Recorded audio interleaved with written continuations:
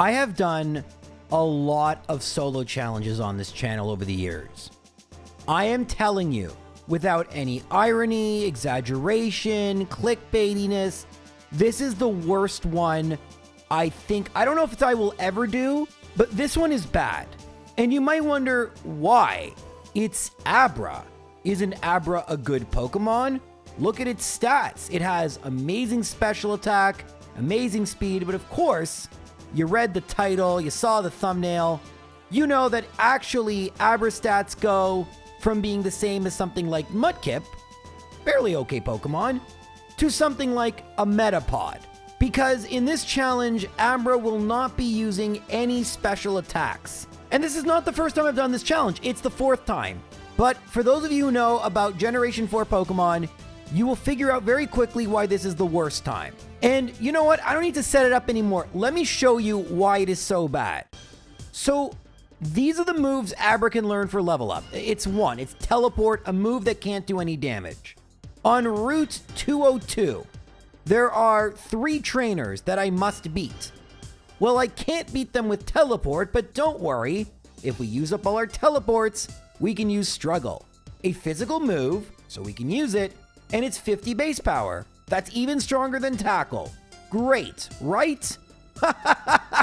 No, awful, because in Generation 4, Struggle was changed. See, the way it used to work is that Struggle would deal damage equal to 1/4 of the damage you dealt. So if you dealt 4 damage, you took back 1. Now, it's 1/4 of your health. You heard that right. Every time I use the move, I lose 25% of my HP. Now, thankfully, this is rounded down, so in theory, I can attack 4 times and still have up to 3 HP remaining. But if this sounds like a horrendous, tedious process, you have no earthly idea how horrendous and how tedious it is. You will, I'm going to show you, but I will also be telling you in real time, and yes, I use speed up here, so I will tell you with speed up how long in human being hours this took me, and it will shock you. So for now, it's clear that we have to use Struggle. But J-Rose, what about the return TM? That's Platinum. We're in Diamond. I wish I picked Platinum, but I picked Diamond. You know, because I'm me. So anyway, in order to win a battle, no matter how many Pokemon there are, we need to make sure that we can win in 4 attacks or less.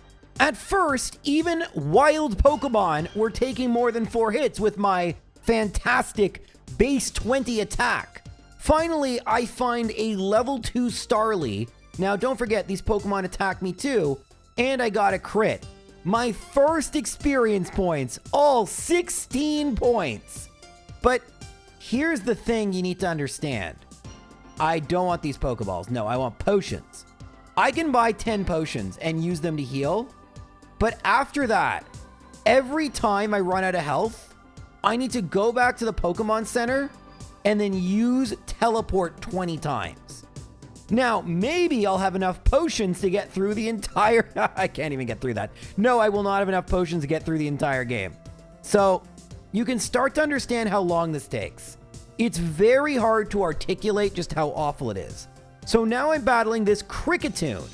And you can see it used Growl once and then Bide. And whoopsies, can't win here. I just couldn't find wild Pokemon I could even beat. It's insane. I want you to understand, it has been 10 minutes of real human time. The game is sped up to roughly 4 times its speed. We have knocked out 1 Starly. That is what we have knocked out to this point. And now we've knocked out a second Starly at level 3. We haven't even leveled up yet. And I'm on stream celebrating. Guys, forget the gym leader. Forget the first trainer. I'm still trying to beat wild Pokemon over here. But first, a big thank you to the sponsor of today's video, Raycon. Today I'm featuring these amazing, stylish, and really cool bone conduction headphones. Now you might be asking, what is a bone conduction headphone? Well, they're really, really cool. Basically, they send music through vibration off of your ear. So my ear, as you can see, completely open. I can hear everything going on. I have full hearing, so I don't speak too loud for this voiceover. These are amazing. As someone who plays as much sports as I do, I play 4 times a week. I absolutely love these things. In addition to sports, I do a lot of walking, and I really do want to hear what's around me, especially traffic. That can be pretty important. And these headphones, like I said, my ears are open to the sounds outside, and my music is crisp and clear, so I can enjoy it. These headphones are super comfortable, and they last a really long time.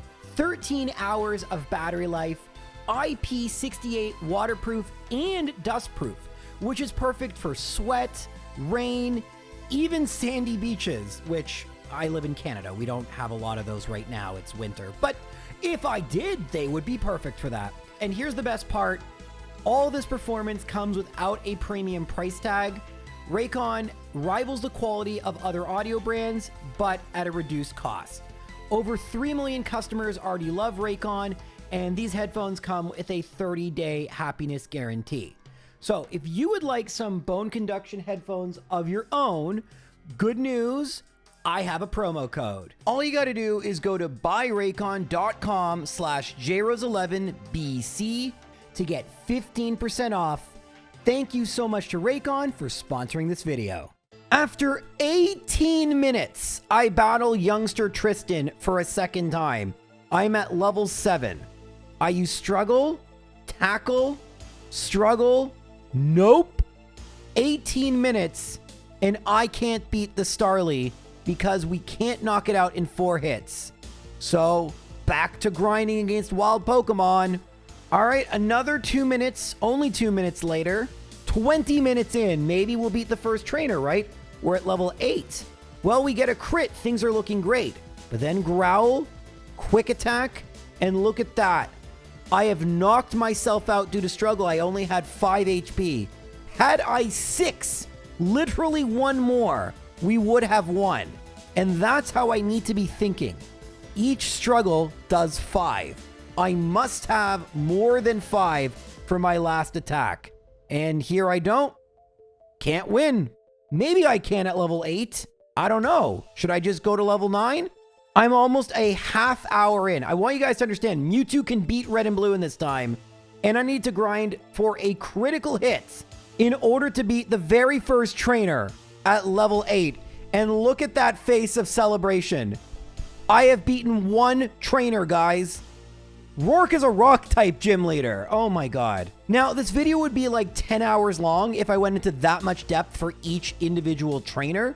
So I'll just let you know how long it took me to get through the next 2. Now, funny enough, leveling up actually takes shorter with Abra because the higher level I am, the less I have to heal, and the less I have to heal, the shorter leveling up takes. So it's kind of weird. It's very different. Most times it takes longer because you need more experience points, but you know, Abra, Physical Abra. Of course, great challenge. And it took just about the same time it took Mewtwo to beat the game, 41 real-world minutes, to beat youngster Logan's Shinx and make it to Jubilife City. Huzzah! Now, this is a good time to actually answer a question y'all probably have. A very reasonable question. Hey, J-Rose, how long do you have to use Struggle for? Don't you get hidden power here? I do, but starting in Generation 4, a move being physical or special, well, it's kind of determined on a move-by-move basis. So hidden power, whether it's hidden power rock or hidden power psychic, will always be special. So what physical moves can Abra even learn? Well, here's the list. It's not a huge list. It's not a huge list. And you may be wondering, when do you get any of those moves? Hold on to that thought. For now, I need to get past Jubilife and into Orbor to face the Rock Gym Leader, which there's no way we're going to use Struggle for that. Clearly, I have a strat. Now, there are some trainers around Route 204 as well as in the Pokemon School. So when I battle Barry, and this is actually our first battle in Diamond and Pearl, I have leveled up a little bit. I'm at level 12. But Starly loves to use Growl. And when it does that, it makes things difficult. You see, I take 4 hits just to knock out Starly, and then I literally can't knock out Turtwig. At this point, I'm about 54 minutes into the challenge, and I'm not even close to beating the rival. And by this point, money is not easy to come by, and I've run out of potions. So I have to do the really awful, go back to the Pokemon Center to heal, use teleport 20 times, knock out hopefully 4 wild Pokemon to gain as much XP as possible, rinse, and repeat. I want to point out, in terms of mandatory trainers, we've beaten 3. I am now 2 hours and 41 minutes into this challenge. As you will see, as we run to the rival, we are level 16. And finally, at level 16, we can 2-shot the Starly.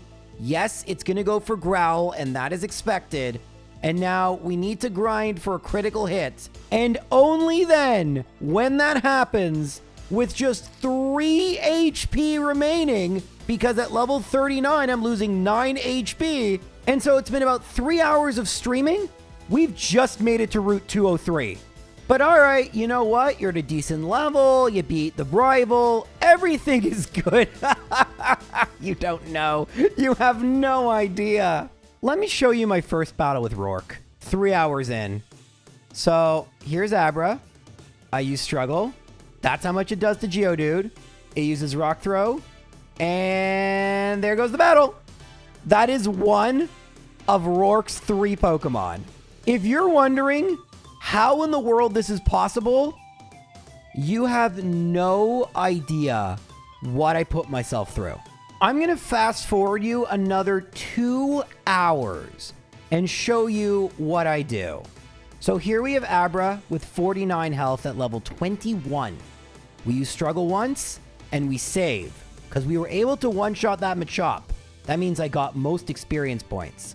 All right, Kricketot, I can one-shot that. That's 2.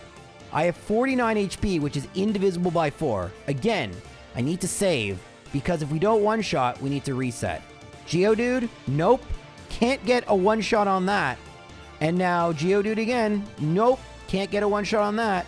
Gotta find a Machop or, nope, another Geodude. Oh no. You might say, aren't there Ponyta here? No, that's Platinum. Okay, a Zubat at level 6. I can one-shot that, right? Okay, that's good.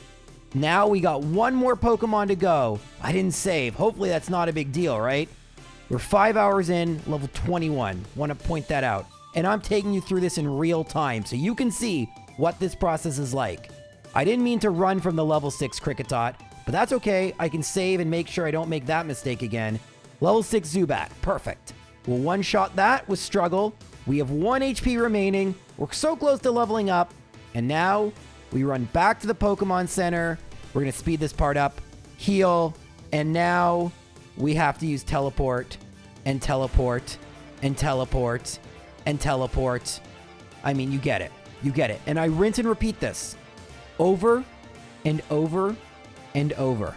Because as you saw, in order to beat Rourke, we need to use Struggle. There are no TMs Abra can learn until after Gardenia.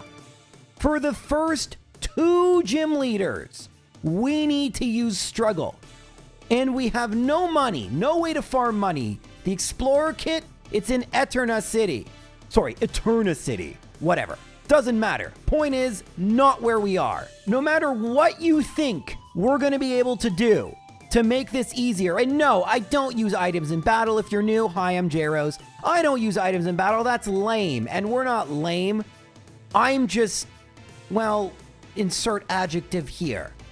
You may be wondering how long this would possibly take. And the answer is, I think this might take 10 real-world hours and like 30 in-game hours.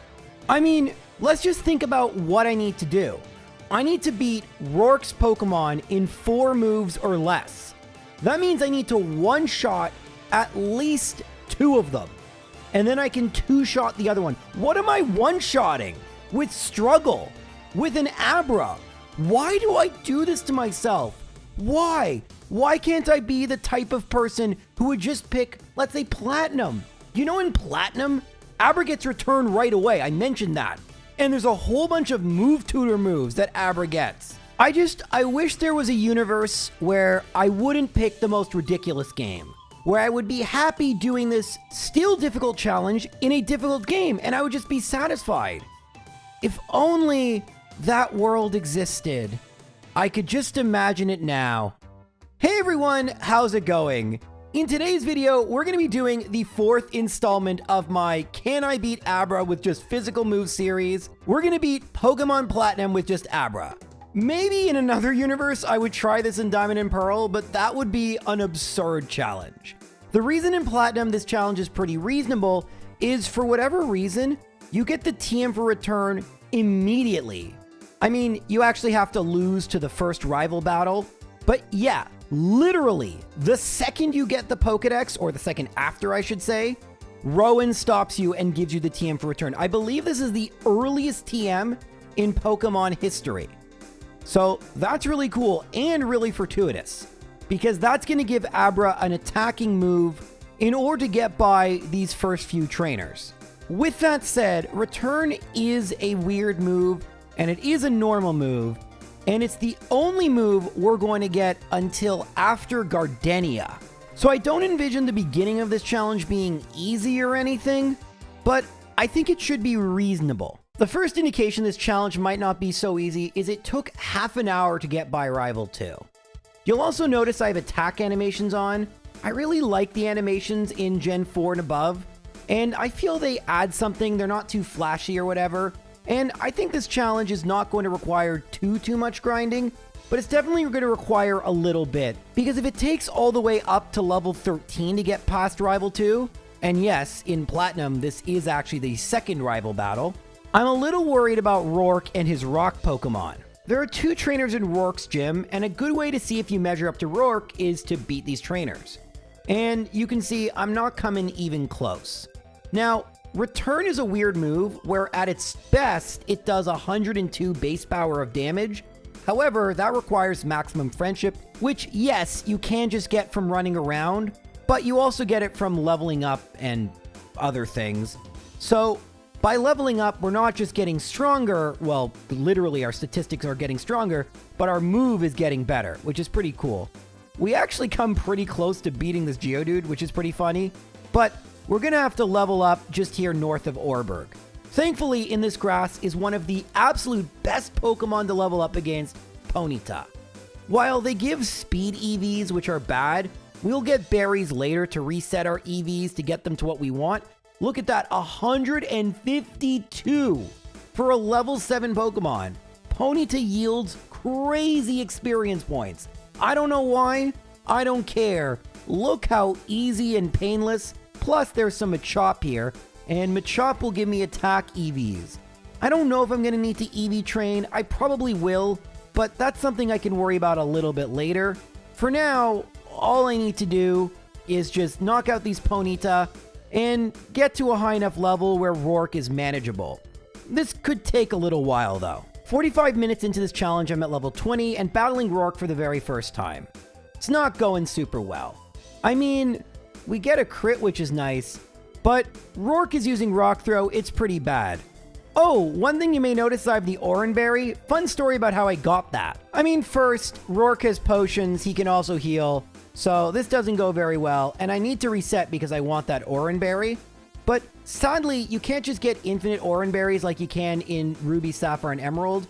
No, what I did a little bit earlier is catch a Machop in a Pokeball, since unlike in a ridiculous Diamond and Pearl run, money is no object, and I traded it for an Abra, which is holding an Oran Berry. Cool stuff. It's a pretty tedious grind. I mean, we're already an hour in, and we still haven't made it past Rourke. But we're doing better. By leveling up, Return is getting stronger, and our attack is getting stronger, and we actually make it past Geodude, even after a heal. I mean, listen, we're not going to make it past Cranidos, but it is progress. That pursuit could be pretty bad. How much more will we have to level up? Well, we're an hour and 22 minutes in, which is crazy, and we're at level 28. We get a clutch Rock Throw miss, and now it's only doing 10 damage per, which is perfect. We're able to make it past Geodude with 41 HP, and Cranidos actually has weaker defenses, so we're gonna 3-shot it. I need that to be a 2-shot. Unfortunately, it won't be, and that means Rourke is gonna heal, but we'll knock it out now. Unfortunately, 13 HP is not gonna be enough for Onix, even though Onix has pretty bad attack. That's too bad. Well, maybe. I don't know. Something silly happens, maybe we could win. I don't think so, though. No, but we got really close. I decide that I'm going to battle one more time because, I don't know, anything could happen, right? This time we don't get a clutch rock throw miss on the first turn. We do on the second turn, so that's pretty cool. But here's something weird. Rourke withdraws. I didn't know he could do that. This is really good because it basically just wastes a turn. And then we got a crit on Cranidos. So I just won. There's no way I lose, right? Hopefully. Unless Geodude gets a crit, but it's looking pretty good. I mean, we're at 31. We knock it out. And yeah, Onix doesn't have great attack. We saw that it only did about 6 or so. Yeah, it's doing 6. We didn't even need the Oran Berry in the end. We're going to beat Rourke.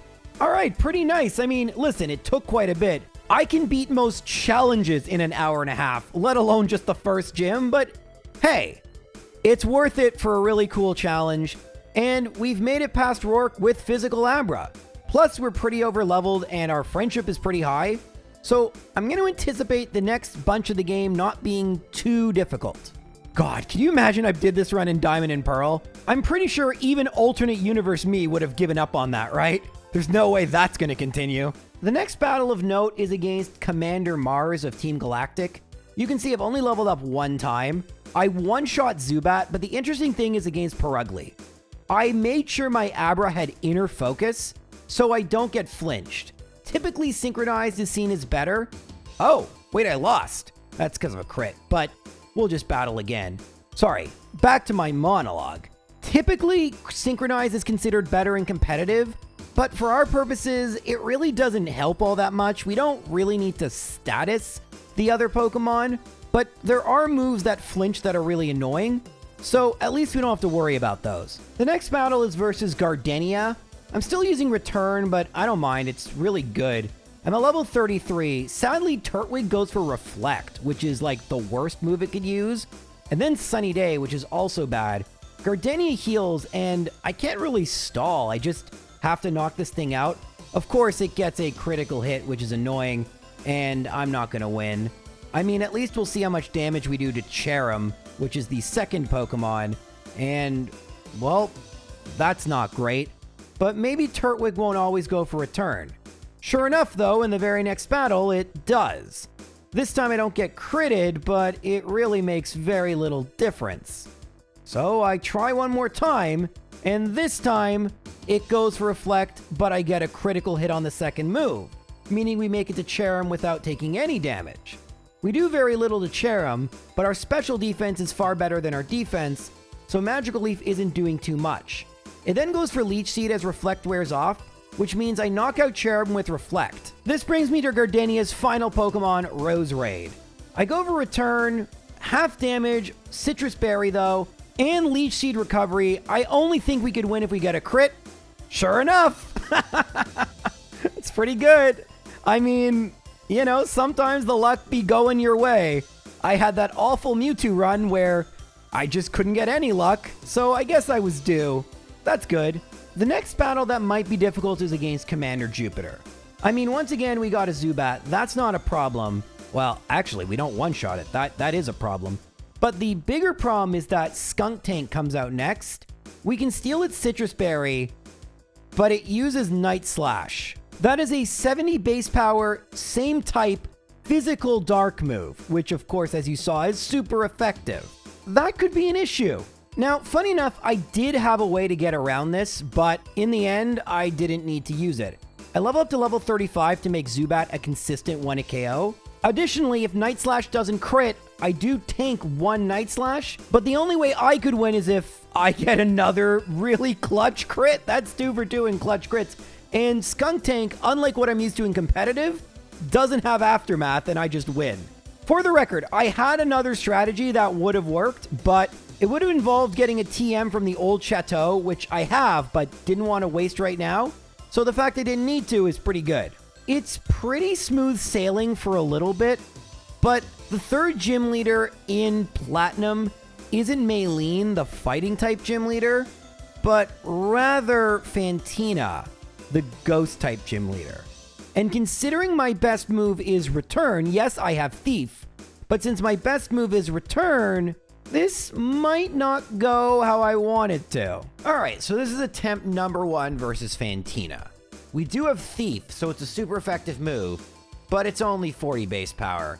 And Duskull immediately Will-O-Wisps, so that's not gonna work. In the very next battle, we get another clutch critical hit, so we make it to Miss Magus. But after stealing Citrus Berry, Miss Magus confuses us. We do Thief again, but Shadow Ball is, well, a crit may have mattered, but I have an idea that might make all of this kind of irrelevant. Actually, it was the same idea I was going to use versus Jupiter. I didn't realize you can rebuy the TM for Substitute at the game corner, so let's use it now. We get Duskull going for Shadow Sneak, and then I go for Substitute. It's basically a game of cat and mouse. I'm trying to get it to use Will-O-Wisp on the Substitute, because if I do that, I can steal Citrus Berry, Shadow Ball should break the Substitute, and then, in theory, I should have healed. But I didn't, so we'll try that again. This time I'll use Substitute right away. It goes for Will-O-Wisp, and then Thief. Oh, double Will-O-Wisp. Okay, wait, we're really in business here. So, Thief, we steal away the Citrus Berry. That's why I'm not holding an item. Shadow Ball will break the Substitute, but does this work? Yes, it goes for Confuse Ray. Super Potion is fine. Hitting myself in Confusion is less so. I go for Substitute. Yeah, so no, this isn't gonna work. No, this would. Yeah, I have to think about this. This is not quite it yet. I think I need another critical hit, which isn't the end of the world. I mean, this is a difficult challenge, and there aren't a ton of moves I have to use right now. We now get, ooh, Pursuit. We tank that. So we're still behind Substitute for Miss Magus. We still steal the Citrus Berry, and now it's probably gonna, if I get a crit right here, I win. But I'm gonna go double Substitute, hoping it went for Confuse Ray. It doesn't. I'll go triple Substitute, hoping for Confuse Ray. It doesn't. And then I'll go quadruple Substitute, hoping it doesn't. I don't know what's going on here. I knew eventually I was gonna win. I just had to get the right luck, which again, I'm fine with. So the Will-O-Wisp is what we want turn 1, and then we really want Pursuit. We actually get double Will-O-Wisp, which is even the same. It really makes no difference. And now I think we just need a crit at some point. Stealing Citrus is the right call because that's a bunch of health. I do double Substitute, hoping for Confuse Ray, and this time I get it. And, oh, he also get the crit. I was going to say I don't actually need the crit now, but I got it anyway. And the final Pokemon is just Haunter. It does have Shadow Claw, but that's okay. Thief takes it out in 2 hits. And at level 39, with just 2.5 hours of time, we have made it through Fantina. Could you imagine just being stuck in Orberg this whole time? Man, that would be atrocious. Unfortunately, it's not time to celebrate yet because we battle Barry, and Barry's Staravia leads off and has Intimidate. This is a big problem because although Return can 2-shot Staravia, I'm also going to Substitute as it goes for Double Team, but that didn't work. But you're going to see very quickly as the next Pokemon comes out, well, actually it's Weasel. Once we dispatch of that, when Groddle comes out, it actually doesn't have a Citrus Berry, but look how little I did, right? So I need a way to avoid Intimidate, except that's not possible. The only way to avoid Intimidate in Generation 4, when you're using a single Pokemon that is to either go behind a Substitute before Intimidate goes, which is impossible, or to have White Herb, which I can only get via pickup at level 41. In other words, not possible. Now, if I level up, I can probably 2-shot Staravia, and then, I'm pretty close to leveling up. And then I can hide behind a Substitute, hoping that it goes for Double Team, and then I guess we'll see what happens. It's funny, this battle may end up being tougher than the gym battle, which I didn't anticipate. So, Substitute is smart 'cause it loves to go for, well, this time it didn't. It loves to go for, okay, well, it's not doing it this time, but the next time, you know what, I won't go for substitute, and it goes for double team. Why? All right, so I'm not buying substitute, but it did two-shot. All right, so Weasel Pursuit does 20-ish. That's okay. How much do we do to Grottle with return? Okay, see, that we can't have. Now, if we crit, it's fine, but look how much Razor Leaf does, and that's not even with Overgrow. I go for substitute here. No, it's not going to make a difference. I don't have Overgrow, and yeah. Sadly, I think we're going to need to reset until we get a crit if we don't want to level up a ton here. However, I also have another strat that might help me. So, again, we're not going to be able to avoid Intimidate, and I'm not going to go for substitute because it's just so unlikely. I just want to be full HP, and the substitute really doesn't matter, and you'll see why in a second. So, two-shotting, that's important. That's step one. Don't need a return on Weasel. Almost one-shot it. 20 HP on the nose this time. And now Grottle. Yes, I probably need a critical hit here, but there's also a way I can be a little tankier. That's by equipping a Citrus Berry I thiefed earlier. There's the crit I needed. There's one more Pokemon. What is it? It is, oh, a Ponyta. That's so funny. Well, I've KO'd like 1,000 of these, so easy peasy. Not actually easy peasy, the Ponyta was, but yeah, that battle was difficult schmifficult. We're gonna need to find a way to get around Intimidate because we have to battle the rival, I think 2 or 3 more times. So yeah, that's definitely something we're gonna have to deal with, but prom for future Gyros. Current Gyros had some annoying trainers to deal with on 215, but once I'm past them, I've made it to Veilstone City. And this is huge for a couple of reasons. 1, there's a mart where I can buy TMs. 2, there's the game corner where I can get TMs. And more importantly, 3, we can make it all the way to Pastoria. Nothing is stopping us. Now, why is it so important we make it to Pastoria? Well, here is where the Platinum Run gets super interesting. Welcome to Route 212. Part of it is raining, part of it is not raining, but all of it is in, well, actually, no, only the part of it that is swampy and raining is important, because on this route, unique to Platinum, there is a move tutor, and that move tutor can teach us some really, really good moves. The problem is you need to get shards in order to learn those moves, and those aren't super easy to get if you don't know what you're doing. So this is the chart of the moves this tutor can teach us. Not all of them can be learned by Abra, but we do definitely want Zen Headbutt, a physical psychic move. Yes, please. And the elemental punches, please, please, please. But all the elemental punches require 6 blue shards and 2 reds.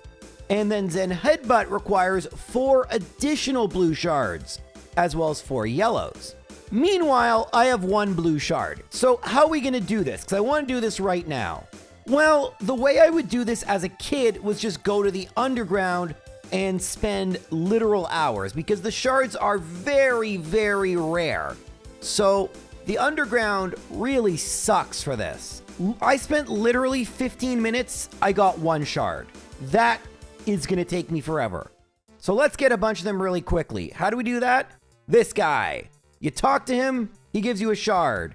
Easy peasy, right? Well, not exactly. He's only supposed to give you 1 per day. And here's where you have a couple of options. You can do this challenge over the course of several months, and then eventually you'll probably get all the shards you need. That's boring. I don't know if the 2358 trick works, where it'll roll over to the next day and you'll get another shard. But there is an entire video by Etchy going over a way that you can time travel in Pokemon. It's a little annoying and convoluted, but it'll work. Or if you have a way to back up your save file, you can just use an emulator and change the date 1 day at a time, and the game doesn't really know what to do, so it just gives you another shard as if the day passed naturally. Is this cheating? I mean, yes, technically it is, but it doesn't really alter the run in any way, It just takes this from being a video I would put out 6 months from now, which is what I used to have to do when I did challenges like this. I also wouldn't get to play Platinum for 6 months, which sucked. Or I could just do this and speed up this whole process. But yeah, the game doesn't really intend for you to do it like this, obviously. I mean, realistically, if I was a kid, I would just spend a bunch of time in the underground. And eventually, between that and getting shards this way, it probably would only take like a few weeks. But yeah, I'm going to be honest with you guys, at this point in time, when it comes to any sort of time mechanics, I will find every way possible to exploit them. And thankfully, there's ways both on original console that are annoying and ways on not original console that aren't annoying. Hooray! You should know it still takes 10 minutes to get all the shards we need. So it's not like this process is quick or anything, but it is effective. And when we do our next battle, you're really gonna see just how great Abra is. Well, relatively speaking. Now, I forgot in order to get Wake to battle you, you have to at least approach Maylene's gym. So we're just gonna battle her now. Maylene leads with Metatite, and we go for Zen Headbutt, which misses. And then Rock Tomb misses. We go for Zen Headbutt again, which misses, and Rock Tomb misses again. But on the third try, Zen Headbutt hits, and we one-shot the Metatite. Machoke comes out next. Zen Headbutt hits that, 2 down.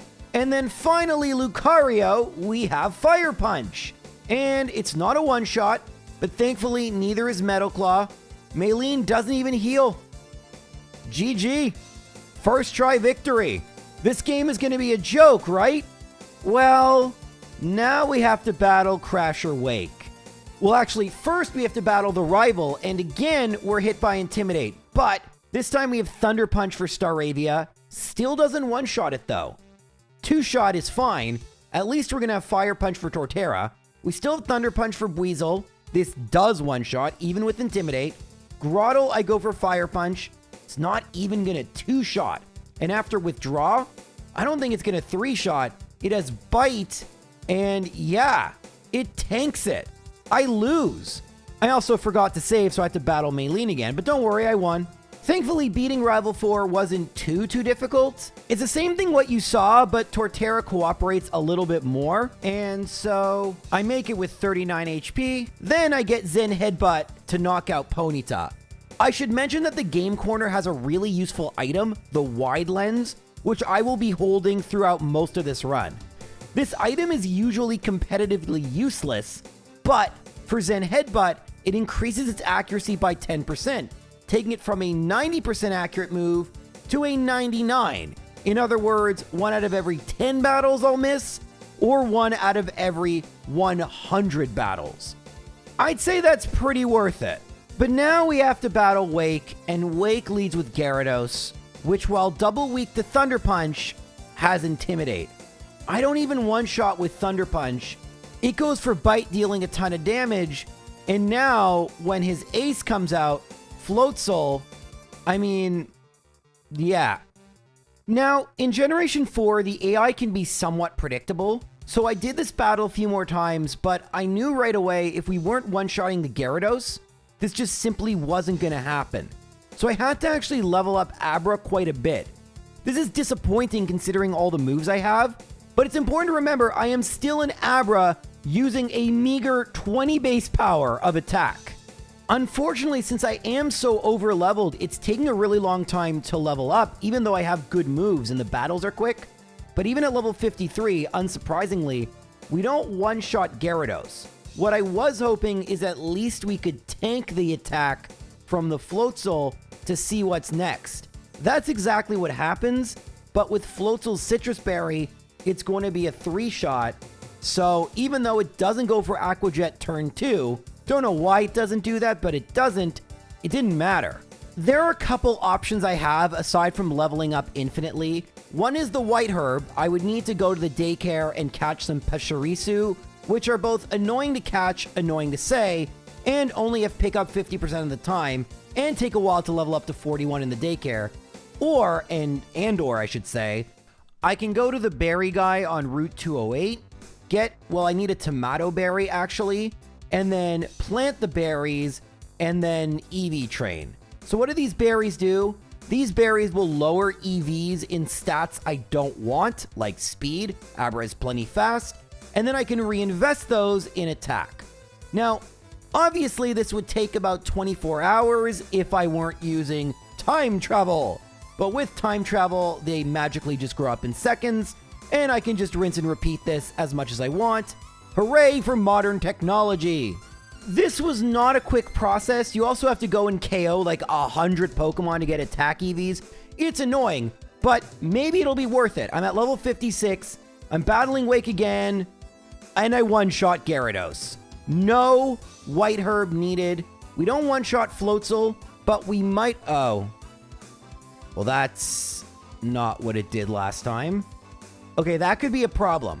I mean, there's an easy solution to that problem. Just reset until you get a critical hit. Again, sucks, but I'm willing to do it. It's not that bad. It'll just take like, I don't know, 5 minutes or so. Let's see. Okay, maybe this... All right, no. Looks like we're resetting for a crit after all that. Hooray. I know I said it might take 5 minutes, but it actually only took like 1.5. I mean, it is a 1 in 16 chance, so it's not that absurd I get a critical hit. And yeah, you knock out Gyarados, then you one-shot Floatzel, and now we have full HP for Quagsire. We go for Zen Headbutt. We hit once. It flinches, actually. I'm going to go for Drain Punch in order to manipulate its HP so that Wake doesn't heal. And perfect. Perfect. By the way, Drain Punch is the TM given by Maylene, so it actually is worse than you remember if you play modern Pokemon. It is not 75 base power, it is only 60, and for whatever reason, it only has 5 power points. So it's basically like Giga Drain, but physical. Even though Giga Drain had more power points in Gen 4. Whatever, I don't get it. Now, you might be wondering, after that, does the run get easier? Well, I was a little worried about Cyrus 1. He has Dark Pokemon, but Sneasel's also Ice type, so Drain Punch one-shots, that's pretty good. Murkrow is Flying type, so Thunder Punch one-shots, that's pretty good. And Golbat, well, it's not even Dark type, so I can just use Zen Headbutt. That was pretty easy. What about, and honestly, it feels very spiritually the same, Platinum Rival Fivel? Well, here things are much more difficult. Staraptor has Intimidate, and Staraptor is much better than Staravia.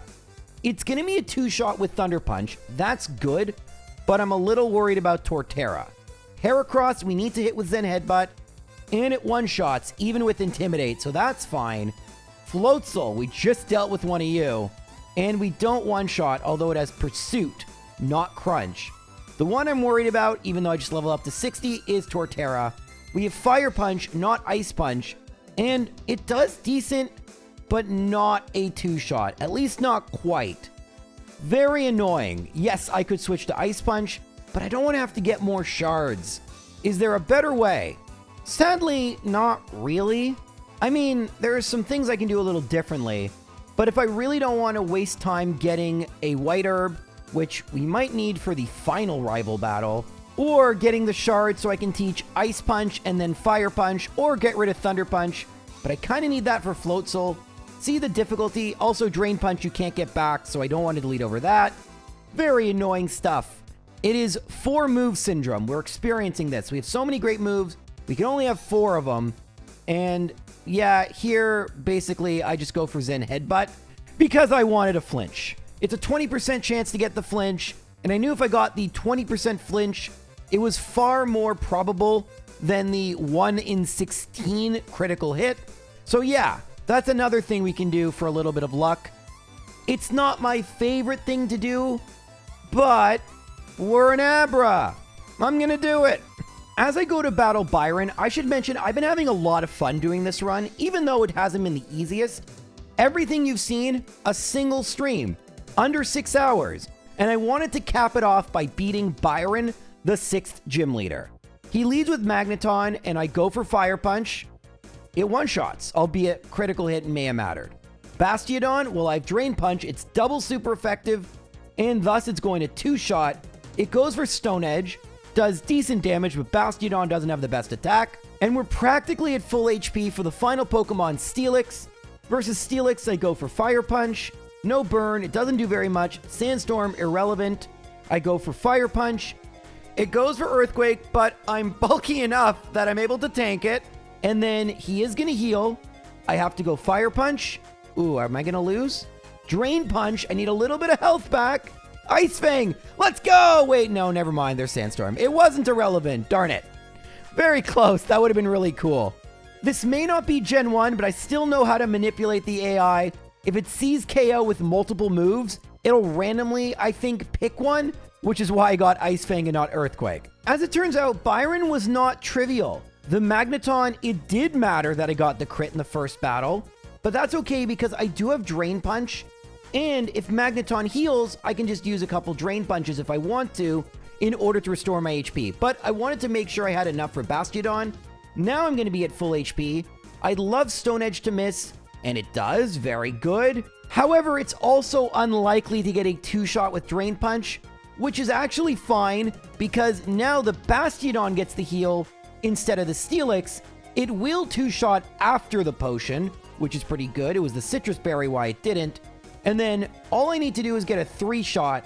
And funny enough, getting Bad Luck versus Bastiodon actually makes Steelix easier and thus requires no Good Luck. So Bad Luck equals Good Luck. What an odd statement that is exactly accurate. And that was day 1 of Physical Abra. Look how far I made it. Could you imagine if throughout my first 5 hours, I was still stuck in Orberg with seemingly endless hours of just tediously going back and forth in the center? Oh my god, thank goodness we're not doing that run. And we're actually pretty close to being done the run that we are doing. After you beat Byron, there's a little bit of Team Galactic stuff, and then we head to Snowpoint City to battle Candace. Candace leads with Sneasel, and I think one Drain Punch should knock it out. It does. Okay, that's one down. Next is Frostlass. Scary Pokemon will go for Fire Punch. Not enough to one-shot. It gets the Citrus Berry. Shadow Ball? Well, I tank it pretty well. And is that game? Let's see. Abomasnow hails, but Fire Punch should one-shot. It's quadruple effective. And finally, we have Piloswine. And I'm going to go for Drain Punch. Just gain a little bit of HP back. It goes for Stone Edge, and I tank it. Thankfully, it doesn't have Thick Fat, so I can go for Fire Punch. And that is a first try victory. Easy peasy. So after Candace, like I mentioned, there is some Team Galactic stuff. A lot of it we don't need to talk about because it's pretty easy. But in Galactic HQ, you have your second battle with Cyrus. Now, Cyrus leads with a Sneasel. I'm not even at full HP, but that's fine. I'll just Drain Punch and get full heal anyway. However, Honchkrow, I don't one-shot with Thunder Punch. I paralyze it, and it goes for Feint Attack. And that, shockingly, is enough to one-shot Abra. No crit needed. After fishing for a critical hit, I decided to use some of the plentiful rare candies that are available in Platinum. And so I'm at level 77. Now, I will probably not one-shot Honchkrow. Oh, I do. Well, there's the crit I wanted. All right. But what was going to happen was I was going to tank the Feint Attack, and then I would have been fine. But I outspeed Crobat. Zen Headbutt's enough to one-shot it. It's fine. Because even though I may not have needed the rare candies for this Cyrus battle, I will 100% need it for the next one. In this battle, Cyrus only uses fully evolved Pokemon, and I don't do enough to one-shot Houndoom. It looks like it's a range though, so I'm gonna reset and see maybe if I get it. And there we go, it is a range, that's good. Honchkrow though, very scary. I misclick and go for Drain Punch. It goes for Night Slash, but I have a Cobra Berry. Talk about that in a second. But now we're at half HP. If it critted, we would have fainted. Weavile, we still outspeed in one shot with Drain Punch. Crobat, we still outspeed and knock out with Zen Headbutt. Obviously, there was a 10% chance that would miss. And then Gyarados intimidates me, but I still have Thunder Punch. And I one-shot Gyarados. So what the heck is a Colbur Berry? Well, in Generation 4, berries were introduced that have the damage of super effective moves of all the types. You can get one of these a day by talking to an NPC in Pastoria. However, if you don't get the one you want, you can simply just reset. It took about 2 minutes of resetting. There's a bunch of these berries, but all the way back, and this is before I even beat Byron, I had gotten this berry knowing I would need it later. And later was now. Unlike a lot of runs, I thought ahead, realized this battle would be terrible, and yeah, this worked out perfectly, honestly. I'm stunned. It's crazy. We only have one more gym, and then, of course, the Elite Four. But things are going really well. I hope I didn't just jinx it. Volkner is the final gym leader, and he leads with Jolteon. Sadly, as overleveled as I am, it's not a one-shot, and in fact, I get paralyzed. So that's kind of a problem. I'm just going to reset here. I know that theoretically, well, actually, it wouldn't work like that. Synchronize would be useful, but I don't want that. I go for Zen Headbutt again, and I get the flinch, which is perfect. This time I'm going to go for Fire Punch, and then, just another Fire Punch. Bye, Jolteon. Raichu comes out next. I'm going to go for Zen Headbutt, and this should one-shot. Of course it does. Unfortunately, I get staticked. Luxray comes out next and goes for Crunch, and oh, yikes. So I can't get paralyzed here if I want to win. You know what? I might hear a blang blugga blugga blang blugga blugga blang blugga blugga, because yeah, that I may have actually slightly jinxed myself. We're gonna have to unequip the wide lens, and I'm just gonna heal Abra up because we definitely don't want to get paralyzed. The big problem with this battle is the inconsistency in one-shotting Jolteon.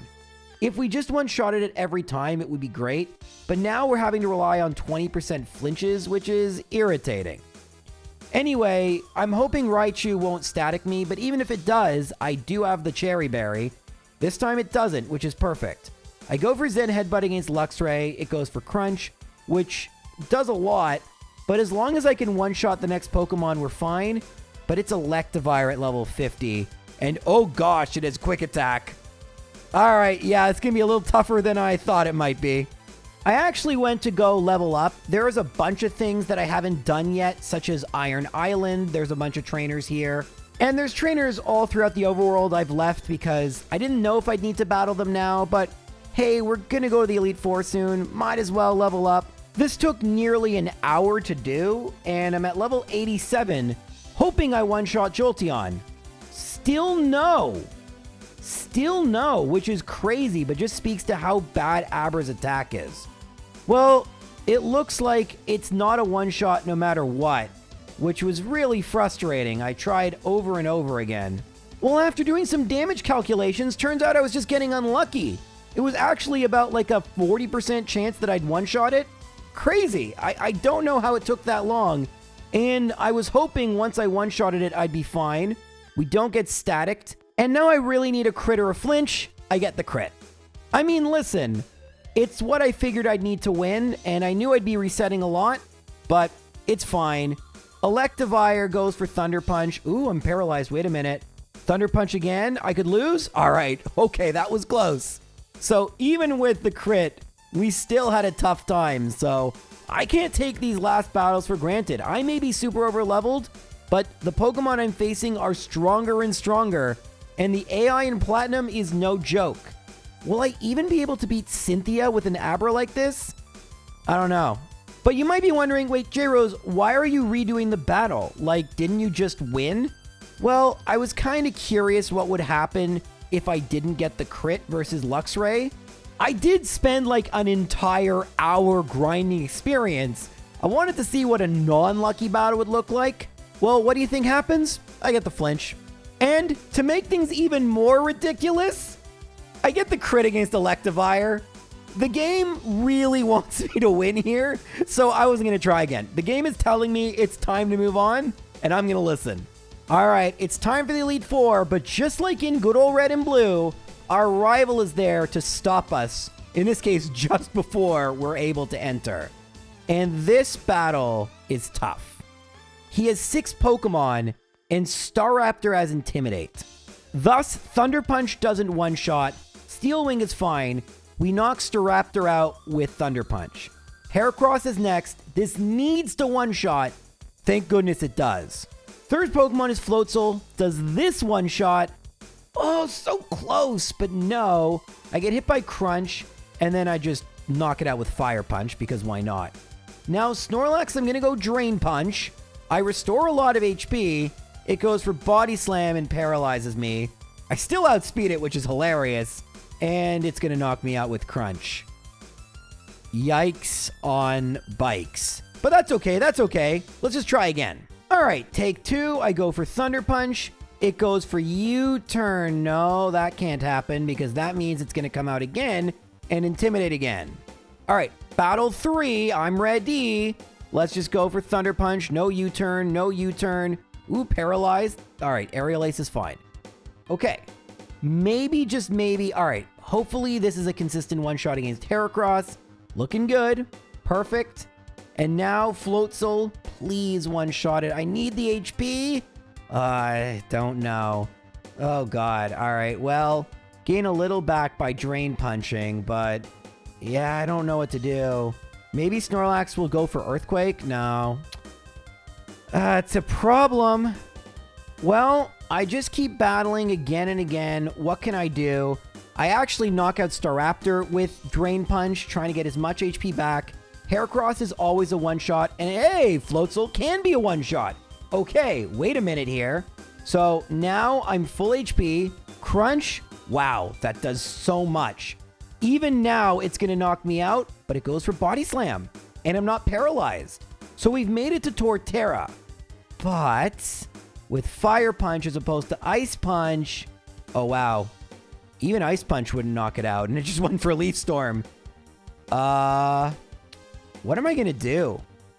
No, like, seriously, what do I do? How do I win this? Like, do I have to go to level 100? I battle Barry again and again and again and again, but I just keep losing. I could go get Ice Punch, and that would take a bunch of time because we have to get those blue shards, which would suck. I could also go catch some Pachirisu, go to the daycare, get them to level 41, and get a White Herb. That would work too. That would also take forever. I have an idea using a couple TMs. This is probably really dumb, but I could always just reteach the moves via Move Tutor. Here's what I think we can do. So against Staraptor, it's going to go for Intimidate, right?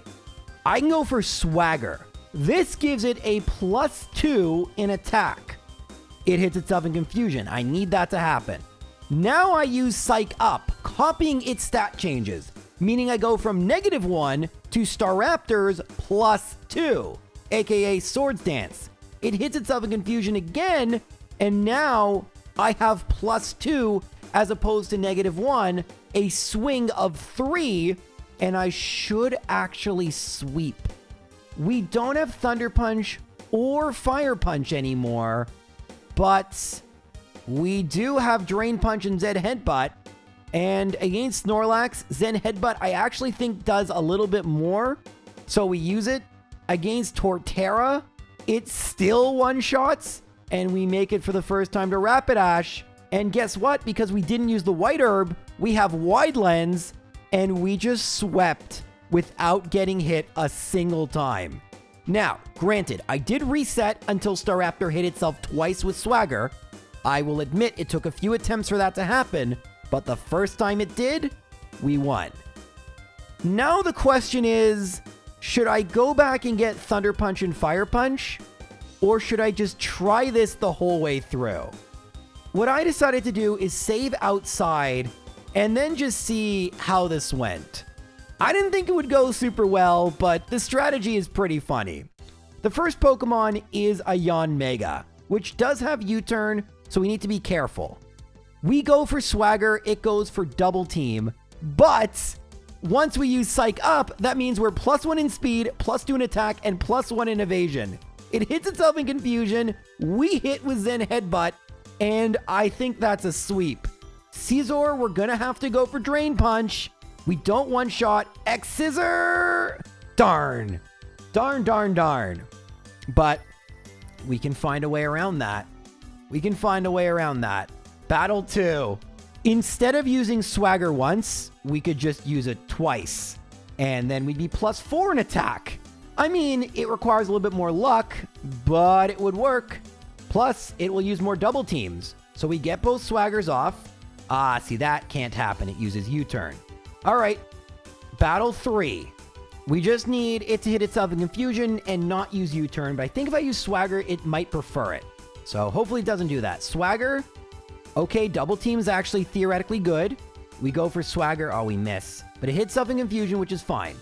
Now it's outspeeding us. We go for Swagger, but don't worry. We'll gain all those speed boosts back. Yes!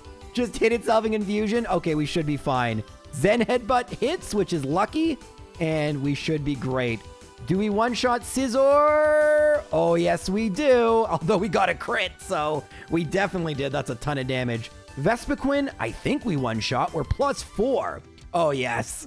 Oh, yes, we do. But Drapion is Dark type. We don't one-shot. Uh-oh. But hey, remember how Yanmega boosted its evasion? Well, we have that now. I can't believe how well that worked. But hey, that's just one battle.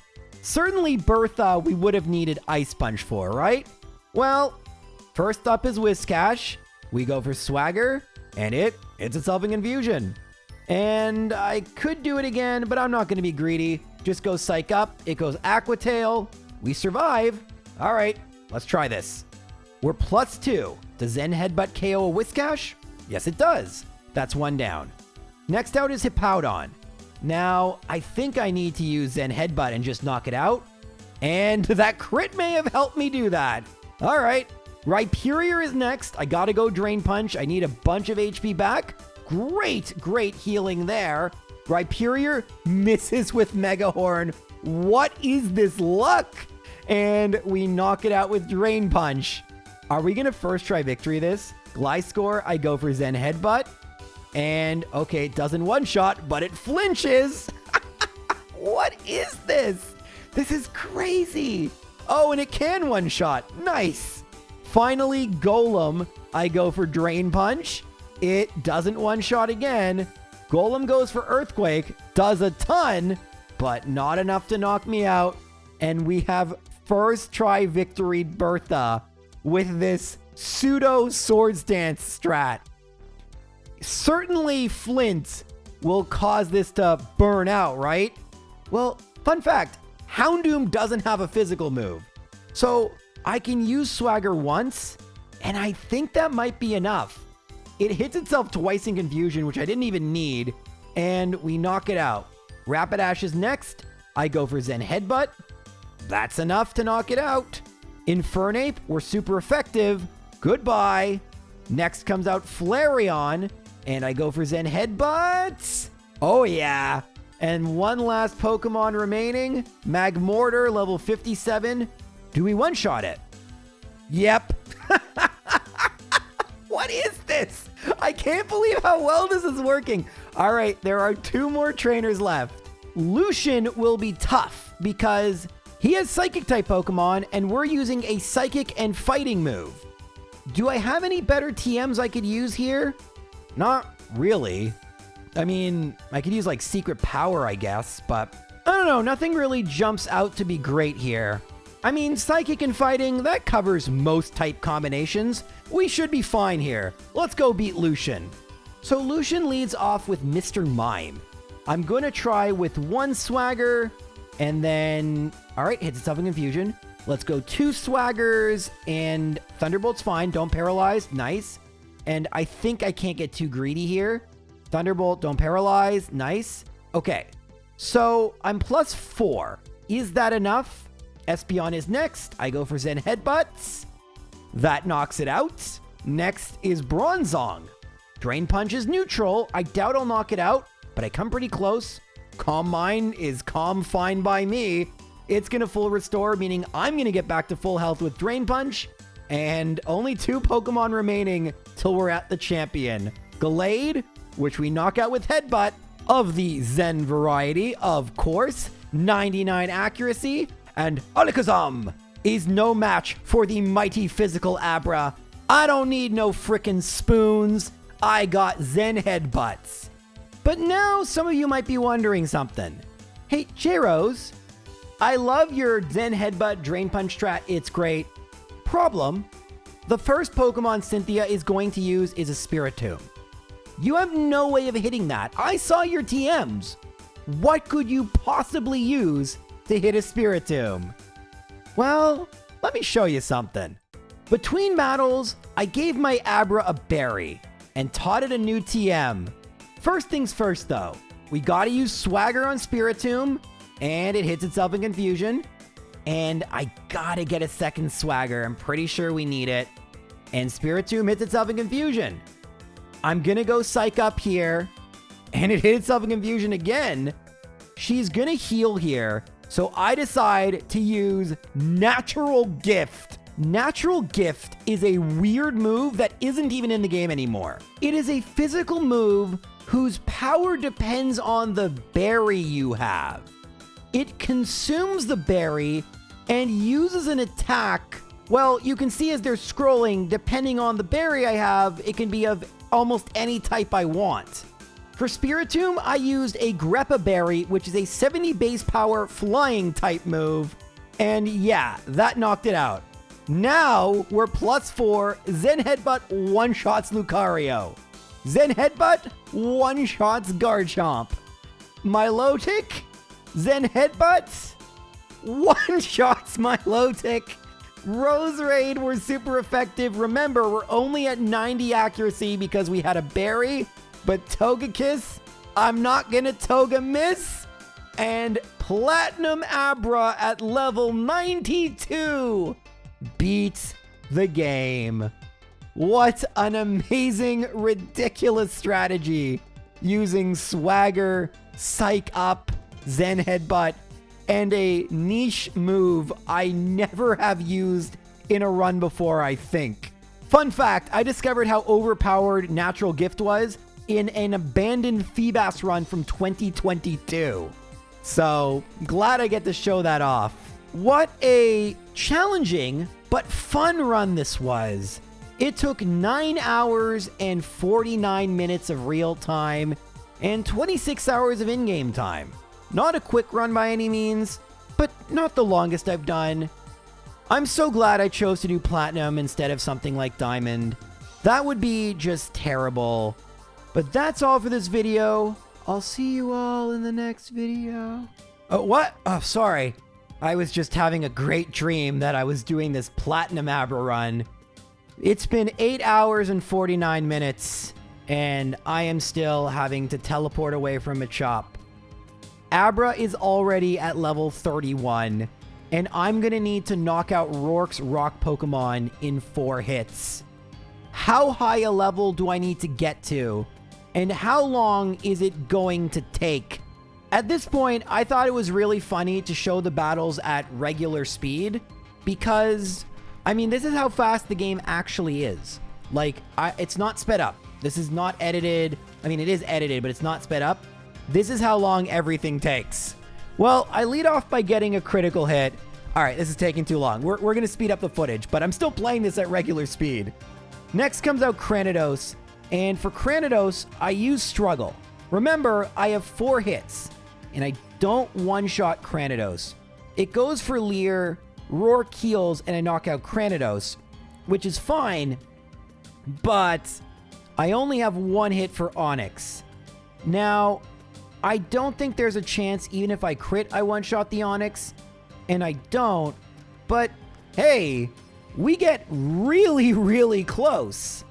Unfortunately, close isn't good enough.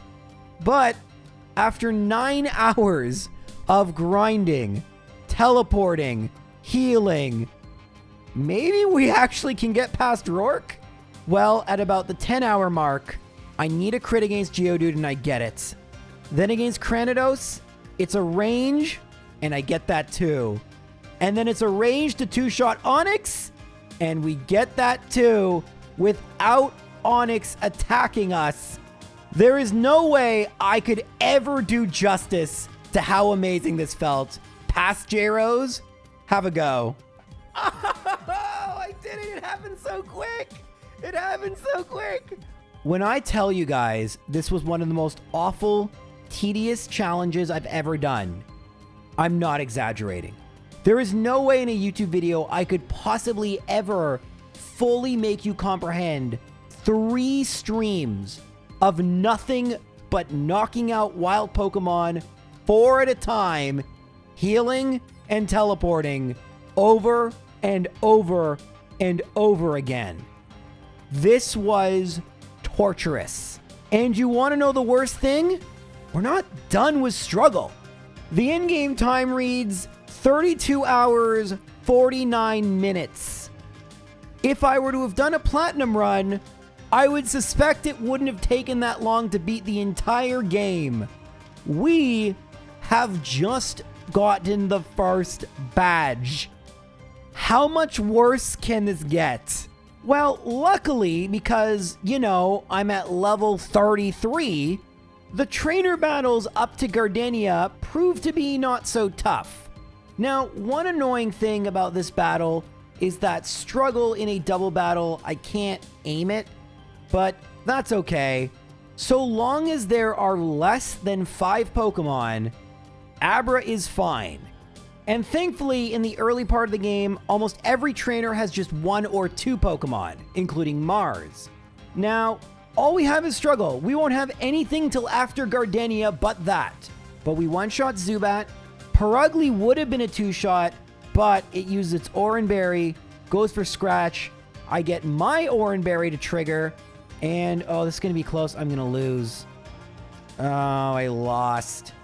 However, in the next battle, it goes just as badly. But in the battle after that, it also doesn't work. Am I going to be stuck again? Thankfully, I'm not. I mean, don't get me wrong, this is not a fun thing to do, but we can just reset until we get a crit, and that's exactly what we're going to have to do. When all you can do is struggle, sometimes luck is the only card left, and we're almost at Eterna City, and that's nice, I guess. I mean, listen, Thief isn't a great attack, but I'll take Thief over this. At least I can go to the Pokemon Center. By the way, I should mention that you get enough money that I can constantly potion, so I'm not having to heal after battles, which is super great. But there is going to be an annoying thing that's about to happen. You see, Cheryl comes to meet you in the Eterna Forest, and you have to get into this double battle, or I guess multi-battle. The big problem is, like we talked about, I can't control where struggle goes, so I kind of need to make sure it goes to the right spots. Thankfully, I have a little bit more HP because of return, but I also need Chansey to help me out with Egg Bomb. This took a few attempts to get, but that's not all that sucks. After battle, we get fully healed, meaning we need to use up all our teleports again. Thankfully for the other battles, but there's only one other one and it's not too difficult. That leaves just 4 trainers remaining until I get Thief. I could not be more excited for a move I usually never use. Alright guys, almost 11 hours in, we're battling Gardenia. She leads with Cherubi, I have Abra, and of course, all I can do is struggle. Well, I don't like what I see there. It's not one-shotting. See, if it doesn't one-shot Cherubi, what chance do I have of one-shotting the rest of her Pokemon? Also, Leech Seed was bad. I know I'm not going to one-shot this next time, but I just want to see what happens. It went for Safeguard, which is fine. So it takes 3 hits to knock it out.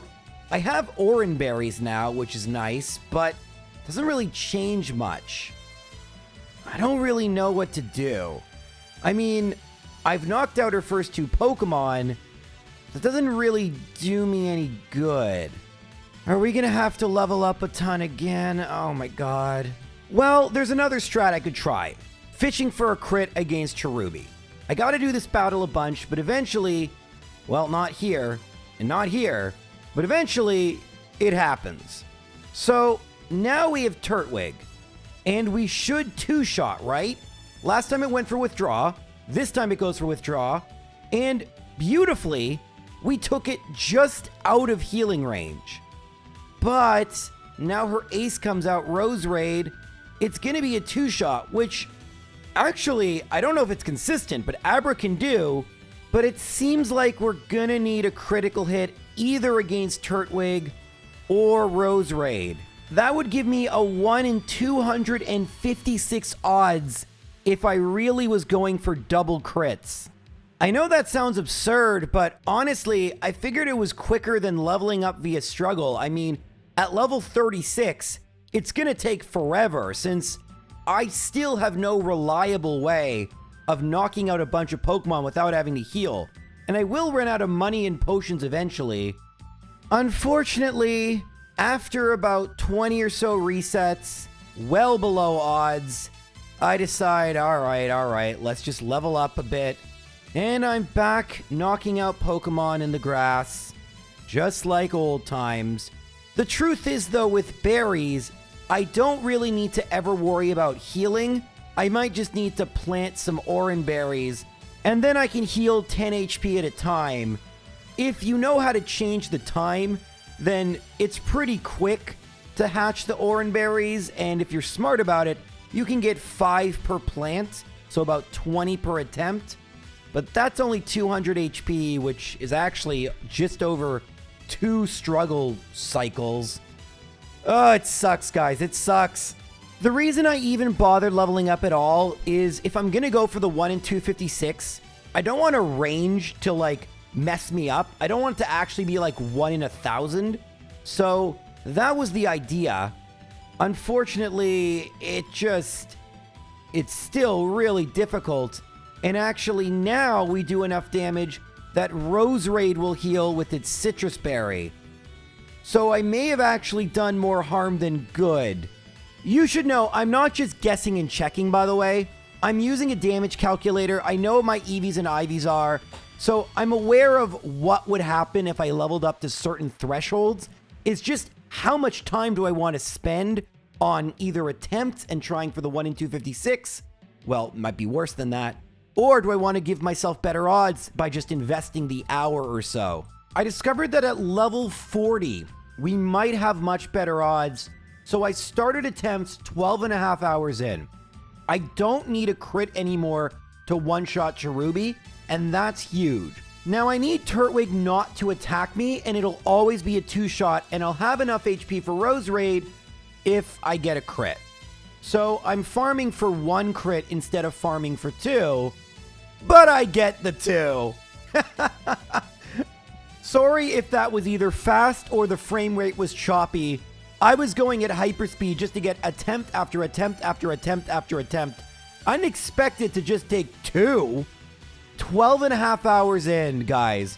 12 and a half hours in. I never show you getting a TM, and I can't play the sound effect because, you know, I don't own it, but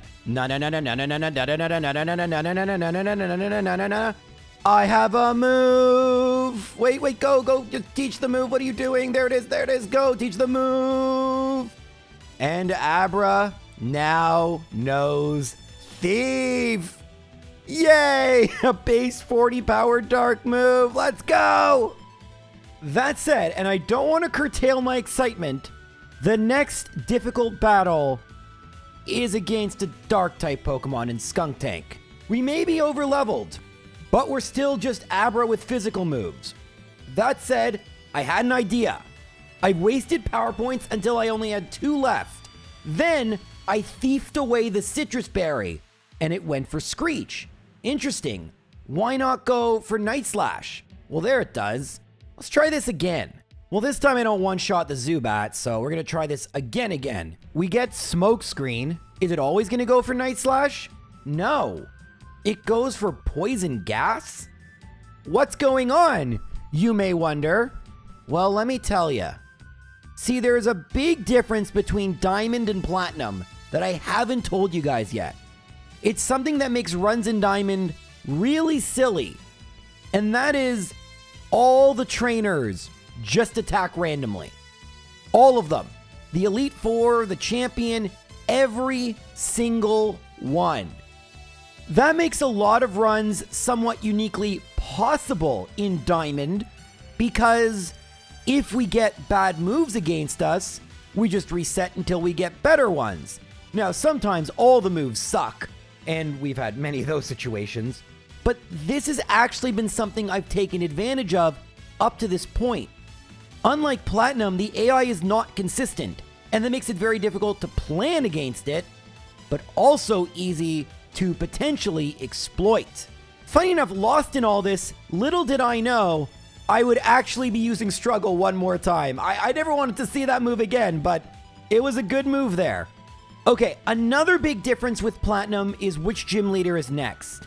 In Platinum, it was the Ghost-type gym leader Fantina.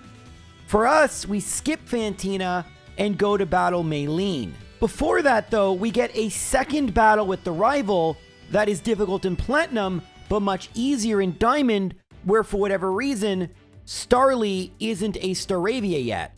Also in Amity Square, I get my second useful move, Secret Power.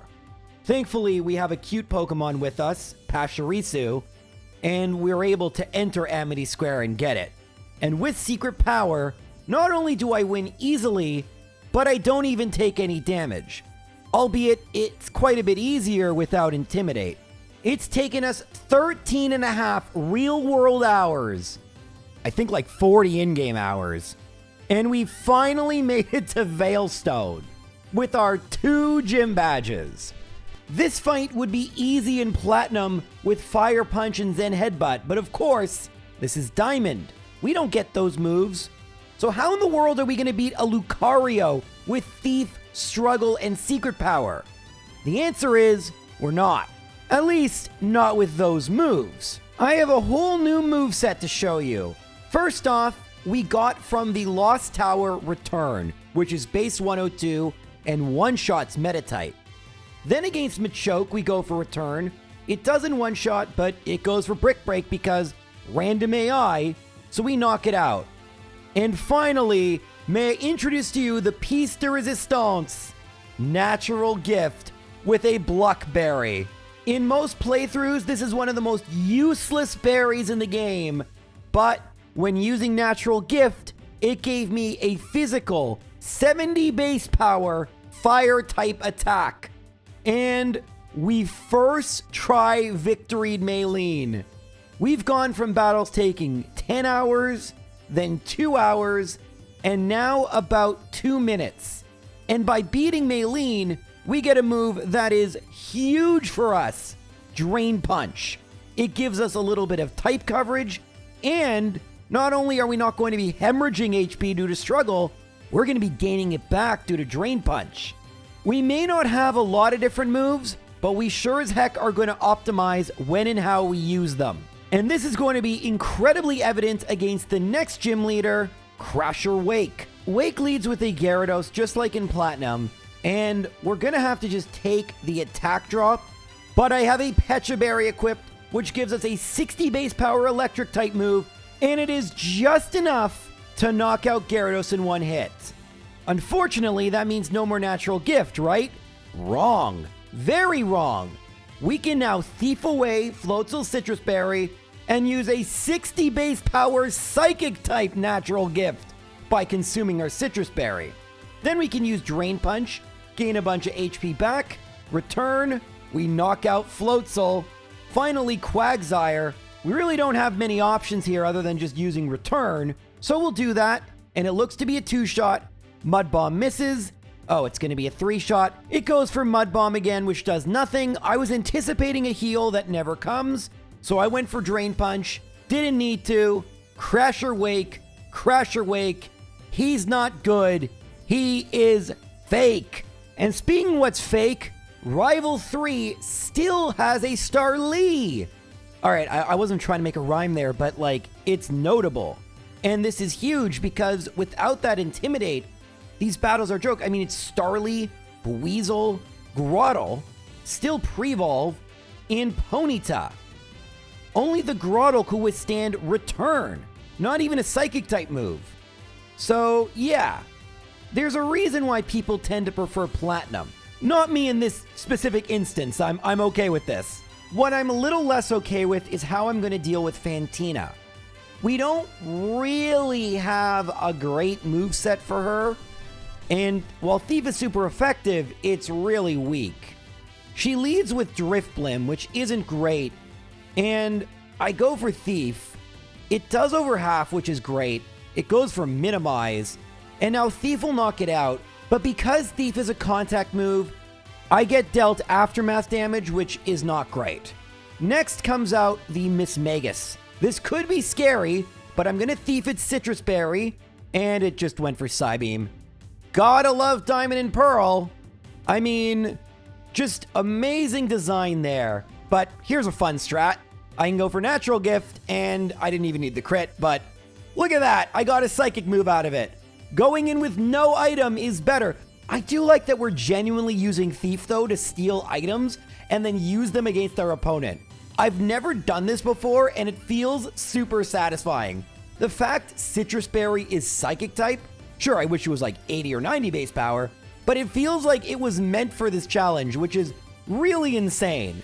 This is only the second time I've ever used Natural Gift in a run, and the first one you guys never saw because it never came out. Unless I'm wrong and I've used it somewhere else, which would be awesome, but I don't remember doing that. Alright, well the rival battles are coming fast and furious, but just like he only had a Star Lee last time, this time he only has a Staravia, which isn't good. It's still an Intimidator, but it's weaker, so Return one-shots it. Heracross, however, Return's going to be a 2-shot, and it has a very good moveset for Abra. Night Slash does over half, but a Buizel is next, not a Floatzel, and it goes for Quick Attack. I can go Drain Punch, and actually, I can pretty much restore my entire HP. I want it to be safe, so I went for Return. Now it's Grotle, not Torterra. It's going to be a 3-shot. Mega Drain isn't great, but also isn't terrible. I'm going to go for Drain Punch, and oh no, not Leech Seed. That's very bad. So now it's going to take probably 2 returns to knock it out. Another Mega Drain, followed by Leech Seed. Hopefully I can still knock it out here. This could be bad. Alright, that crit may have helped. The last Pokemon is, of course, Ponyta. And are we going to knock it out in one hit? Close, but no. Alright, well, that sucked. But I can just reset until I get better moves from Rival 4. Unfortunately for me, there's actually something else that can happen randomly. Return is not a consistent one-shot, which is fine because I have Drain Punch, but will be a problem if Heracross doesn't cooperate. Of course, it goes for Brick Break.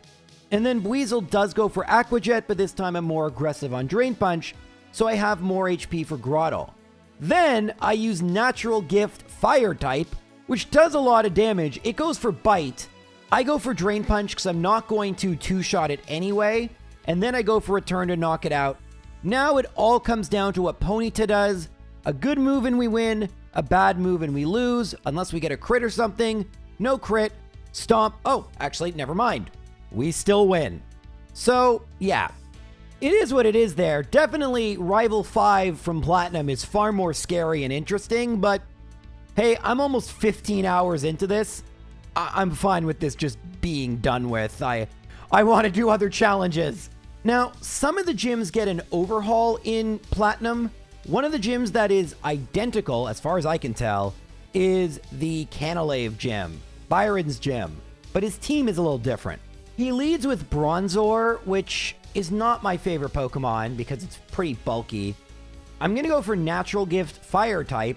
It doesn't one-shot the Bronzor and it confuses me. And now Byron is just going to heal.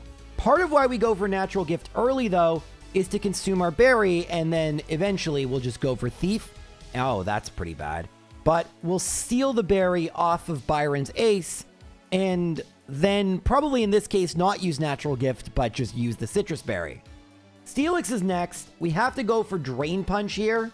And I realized I probably wanted to save Natural Gift for Steelix. I didn't know what order the Pokemon would come out in because they don't always come out in the same order. So I reset and then just used Drain Punch versus Bronzor. This time it was annoying and put me to sleep, but after 3 Drain Punches, we knock it out. We do have to be careful with our power points though, since we need that for Bastiodon. Well, Natural Gift does decent damage to Steelix. It's not great, to be honest with you. I misspoke earlier that while 3 Drain Punches would knock out Bronzor, I did use a Thief in between, which conserved power points. Steelix went for Gyro. Wow. Okay, well, that did more than I thought. So we try this again. I realize we can actually go Thief, Thief, Drain Punch, or any order of that, and that's pretty good because that gives us even more Drain Punches for both Steelix and Bastiodon. And actually, that is pretty good. Ice Fang misses, and yeah, right out of healing range. And that takes me to Bastiodon. Now, here's the thing. I know Thief's gonna do like nothing, but I might want to steal the Citrus. Yeah, probably should have, but it's oh no, definitely should have. Iron Defense sucks. But, wait, there's no Citrus Berry? I guess this one doesn't have one for some reason. All right, what does it have? Oh, it's a Chesto Berry. Interesting. All right, well, we're gonna have to use something that isn't Drain Punch anyway. It's at low HP, but this is gonna be bad. And my SpDef is already lowered. But, yeah, fun fact, Chesto Berry is water-type natural gift. So I can just go for that. I don't have to go for return. Pretty funny, very weird. I know it has rest, but that's just so weird that we get a water-type move against Bastiodon. Everything has worked out so well for Thief and Natural Gift. I'm loving this strat. And we only have 2 more gyms left. Candace is the next gym leader. And by the way, I always thought the gyms were identical in Platinum and Diamond and Pearl. They're not. The puzzle is changed and it's way less annoying in Platinum. And it took me an embarrassingly long time to figure out why this puzzle was so much more annoying than I remember it, because the last few times I've done it was in Platinum. Anyway, Candace leads with Snover. That means it's going to hail. So we're going to use Drain Punch here. That does one-shot. Okay, I wasn't expecting that. That's really good. Hail is still falling. Sneasel is next, and Drain Punch should one-shot that. Easy peasy. 2 down. All right. The third Pokemon she is going to use is Abomasnow, and you would expect this. Natural Gift, Fire type, 70 base power, more than enough to knock out Abomasnow. And the final Pokemon is, of course, the well-known Ice type Medicham. We go for return, it goes for Force Palm, and I think it's going to heal. Nope, no heal, just knock it out. Well, that was easy. We do have to battle Cyrus now a couple times, but Cyrus really isn't too bad. Murkrow isn't one-shot by return, but it just went for Nightshade and then only Super Potion to heal. And then Golbat, I mean, I don't have a super effective move, but it's a Golbat. It can confuse me and be really annoying, but as long as we're not confused for Sneasel, which we are, but we don't hit ourselves in confusion, we can just Drain Punch and win. A little bit easier than the Platinum version for sure, but there is one more coming up that might be a little more difficult. Before that, we have to do this annoying battle with Mars and Jupiter. I always hate this battle, but without a lot of moves, it's especially annoying. What happens here is that the Bronzor like to go for Light Screen and Reflect, although it's random if they will or won't. I do want to make sure I knock out the right Bronzor, because there's a Skunk Tank coming out and I need to be prepared for it. Again, what moves they use is still completely random, as are what moves Munchlax uses. We get Light Screen but not Reflect, which is really nice, and the Munchlax has actually done a really good job. We knock out the right Bronzor, both the correct one and the one to the right, and that brings out Purugly. Unfortunately, Drain Punch isn't a one-shot, but that's okay. Shadow Claw, less okay, but we do tank a Rock Slide and can knock out Purugly pretty easily. So, one more Pokemon remaining for, I think it's Mars? One of them, it doesn't really matter. The Mars, yeah, the right one. So anyway, it's a Golbat, which isn't too bad. Just return, ooh, Bite, uh-oh. And then Reflect, uh-oh. What do we do? Don't worry, I know how we can gain a lot of HP back. Hey, Munchlax! Thanks! I could use your HP, buddy. And so, yeah, I call them Malomyotismon strats. We knock out Golbat, and now it's a 2v1, and Rock Slide will actually knock out Munchlax, which works well for me, because, hey, Ponyta, I could use some of that yummy HP, and then it goes for Fire Blast. Doesn't knock out Bronzor, but that's okay. Now, Ponyta's almost knocked out. We can knock out Bronzor, and Reflect is now faded. Golbat is next. Things are a little dicey, but maybe it'll attack Ponyta, or maybe Ponyta will help us with a Fire Blast. Excellent. We level up, and Skunk Tank, I'm a little worried about this, but I have Natural Gift Ground type. It's super effective, Skunk Tank heals, and then attacks Ponyta. Staraptor is going to lower its attack, and I could try to eat some Staraptor HP. Instead, I'm going to trust it, and it doesn't disappoint with a takedown. I beat Mars and Jupiter. Unfortunately, though, I can't save here. So I need to now beat Cyrus, and he leads with a Honchkrow. This battle is going to come down to what the random AI randomly decides to randomly do. I go for return. It's not going to oh, well, okay. It will with the crits. And then Weavile comes out. Wait, that may have just won me the battle. I might have just won there. We're going to go Drain Punch on Weavile, and yep, that's 2 down. And now there's Crobat. All right, well, we got to go for return. It's going to be a 2-shot. There are annoying things Crobat could do. Oh, it's going to be a 3-shot. That's one of the annoying things, Confuse Ray. It goes for full restore. That's annoying. I go for Thief, thinking I'm going to make it a 3 at KO. I actually still will. Air Slash is good because it's a special move. I snap out a Confusion, 1 Pokemon remaining, and it's Gyarados. Sadly, I can't Natural Gift here because I can't equip another berry. It's going to be a 3-shot. Earthquake was terrible, and I think we've lost unless we get a crit here. We don't. That sucks. Time to redo Mars and Jupiter all over again. Well, this time I made sure I saved before the game wouldn't let me go back. And if I had to go and get some different stuff and level up, I could do that. It sucks to have to climb back up Mount Coronet, but it's better than the alternative, as you've learned. There are a lot of trainers and rare candies in Gen 4, so prepare for this. I'm level 80. And that's going to make this battle versus Mars and Jupiter a lot easier.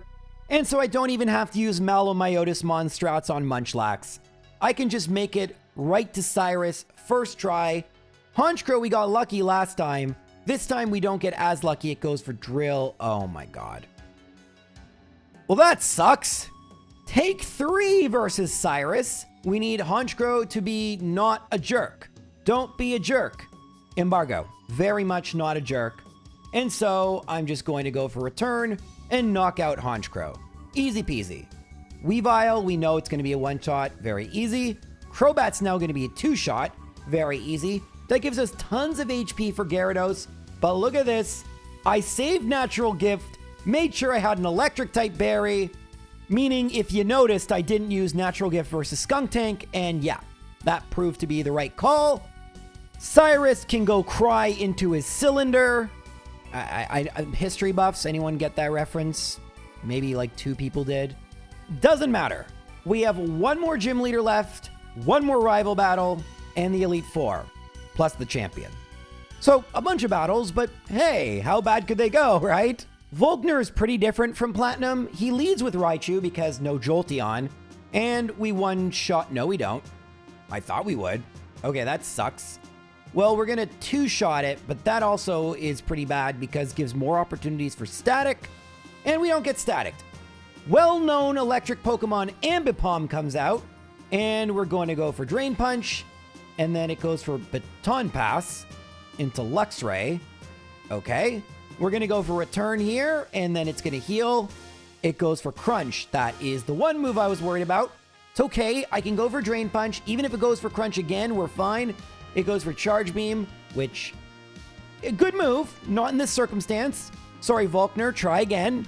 And now we're back. Ambipom, is it going to heal? It does. I should have gone for Drain Punch. Instead, I went for Return. That's a mistake. I can get a little bit of HP back, but yeah, that was silly. I should have enough for the final Pokemon. Well-known electric Pokemon, Octillery. I go for Return. It does half. It goes for Charge Beam. It raises its special attack, but too little, too late. We have all 8 gym badges. We are so close to being done. And yet, so far. Because just as in a Platinum run, the last rival battle is terrible, I also believe it's going to be terrible here. Let's show you why. Finally, Barry is using a Staraptor, but we don't have great moves for any of these Pokemon. I mean, crits are nice. Love crits. But Heracross can be really bad. Return is going to be a 3-shot, and that just gives Heracross more opportunities to be terrible. Thankfully, we get arguably two of the better moves, Aerial Ace and Rock Slide, and we're still pretty much already fainted. Then I try to get a little of HP back with Drain Punch, but even after an Ice Fang, arguably a great move Floatzel can use from my perspective, it doesn't work. The best move is Brick Break, so we're gonna knock it out here, but with only 20 HP, I don't know how much we do to Snorlax. The answer? About a third, and it just goes for Crunch. That was random, but sadly, I would come to realize a pretty obvious fact, that even though the attacks were random, even with really good luck and full HP to Torterra, and by the way, Torterra doesn't have an item, it can still just basically take out my entire HP bar with Crunch, and Earthquake wouldn't be much better. I imagined natural gift strats would be good, but in the next 7 attempts, I couldn't even get back to Torterra, let alone beat it. Now, I had this idea of using Psych Up and Swagger, but with the limited moveset I have, it just won't work. There was something else I could do, and I really didn't want to do it. See, if I go to the Fuego Inworks, I can try and catch a Pokemon. I've talked about it before, but it's Pachirisu. Now, Pachirisu has a 50% chance of having the pickup ability. Does this one have it? It's at level 29, and it has Runaway, so it's useless. I basically have to go catch a bunch of Pachirisu and hope I get ones with pickup. That's not all I need to do. If that was it, that'd be fine. I have to go, even though they're very close to level 41, I have to go to Salacion and then put them in the daycare and bike back and forth and back and forth, etc., etc. This is not a quick process. With the Step Counter app, at least I have a vague idea of how long it's going to be, but yeah, it takes a really long time. And even once, and I'm only going to use 4 Pachirisu because it's just not worth to get the 5th one, because I need to use Abra in battle. Otherwise, I would just use 6 Pachirisu if I weren't doing a solo run right here. But once this is all done, and this is a long process, we then have to go and actually battle a bunch of Pokemon. And we can find places where Pokemon are pretty weak and give relatively decent experience. And there is a 10% chance every time I win a battle, Pachirisu has an item. The problem is there's only a 1% chance that item is in fact what we want it to be, which is the White Herb. And so this is not a quick process whatsoever. Will we be leveling up? Yes. That's kind of a nice benefit of this, but it's not quick. Relatively speaking, though, it was super fast. I mean, considering what else we've had to do in this run, this was easy, but like, this took an hour. Anyway, now we have White Herb, and you'll notice I don't have battle animations on because, well, those are really annoying to keep on when you're just battling over and over again. Of course, we still need to get good luck. If we get a crit against us, we're gonna have to reset. But then we get a crit against Rival 6, so that's pretty good. Floatzel then uses Aqua Jet, we go for Return, and it's not quite a one-shot, but Drain Punch knocks it out. It'll really make a difference versus Snorlax, where it's going to be a 2-shot. It goes for Body Slam, and we're at 134 to Torterra. We're just going to go for Return. Hopefully this will be a 2-shot. It's actually a 3-shot, which means this still isn't going to be a guarantee of any kind. I thought getting White Herb would be enough, but maybe it's not enough on its own. Well, after about 10 losses, most of which to Torterra, I realized, holy mackerel, we need more than just the White Herb. I had been battling for 20 minutes, and I decided this was the last one, otherwise I was going to go level up. That's why I didn't even bother turning animations on. I'm still trying to figure out if there is even theoretically a way to win at this level. Didn't look like it, although Steel Wing from Staraptor and then a Rock Slide miss from Heracross certainly weren't bad things. Floatzel went for Ice Fang, so far I've gotten pretty much, other than that Aqua Jet, the best luck I could hope for. Snorlax can be a real make or break, and Rest is huge. That means I'm at full HP for Torterra, but if it goes for Crunch, I lose. It goes for Leaf Storm, which is fine, and then Leaf Storm. So for the first time, I've actually made it past Torterra with only 57 HP. Ponyta is now fully evolved. I go for return, and it goes for bounce. If this hits, we lose. It hits. We don't lose! Oh, we win! Oh, look at that bulky Abra! All right, well, cool. But this is a really, really bad sign for the Elite Four. If Rival 6 took this long with the White Herb, how in the world am I going to beat all these trainers? Well, the only way to see is to show you. So let's start with Aaron. Aaron is a bug-type trainer, and Return does... oh, well, it crit. It beats Dustox. The fact he has Dustox and Beautifly work really well for me, and Beautifly goes for Energy Ball. Again, cannot stress this enough. They attack completely randomly. I go for Return on Vespiquen, and Attack Order knocks me out. Alright. Well, we could, in theory, use Natural Gift against Vespiquen with Rock type, so let's do that. We easily get past the Beautifly and the Dustox, and then we make it to Vespiquen. We use the Rock type Natural Gift. It's not enough to one-shot Vespiquen. Thankfully, Aaron doesn't heal, but now we have to face a Drapion, which takes...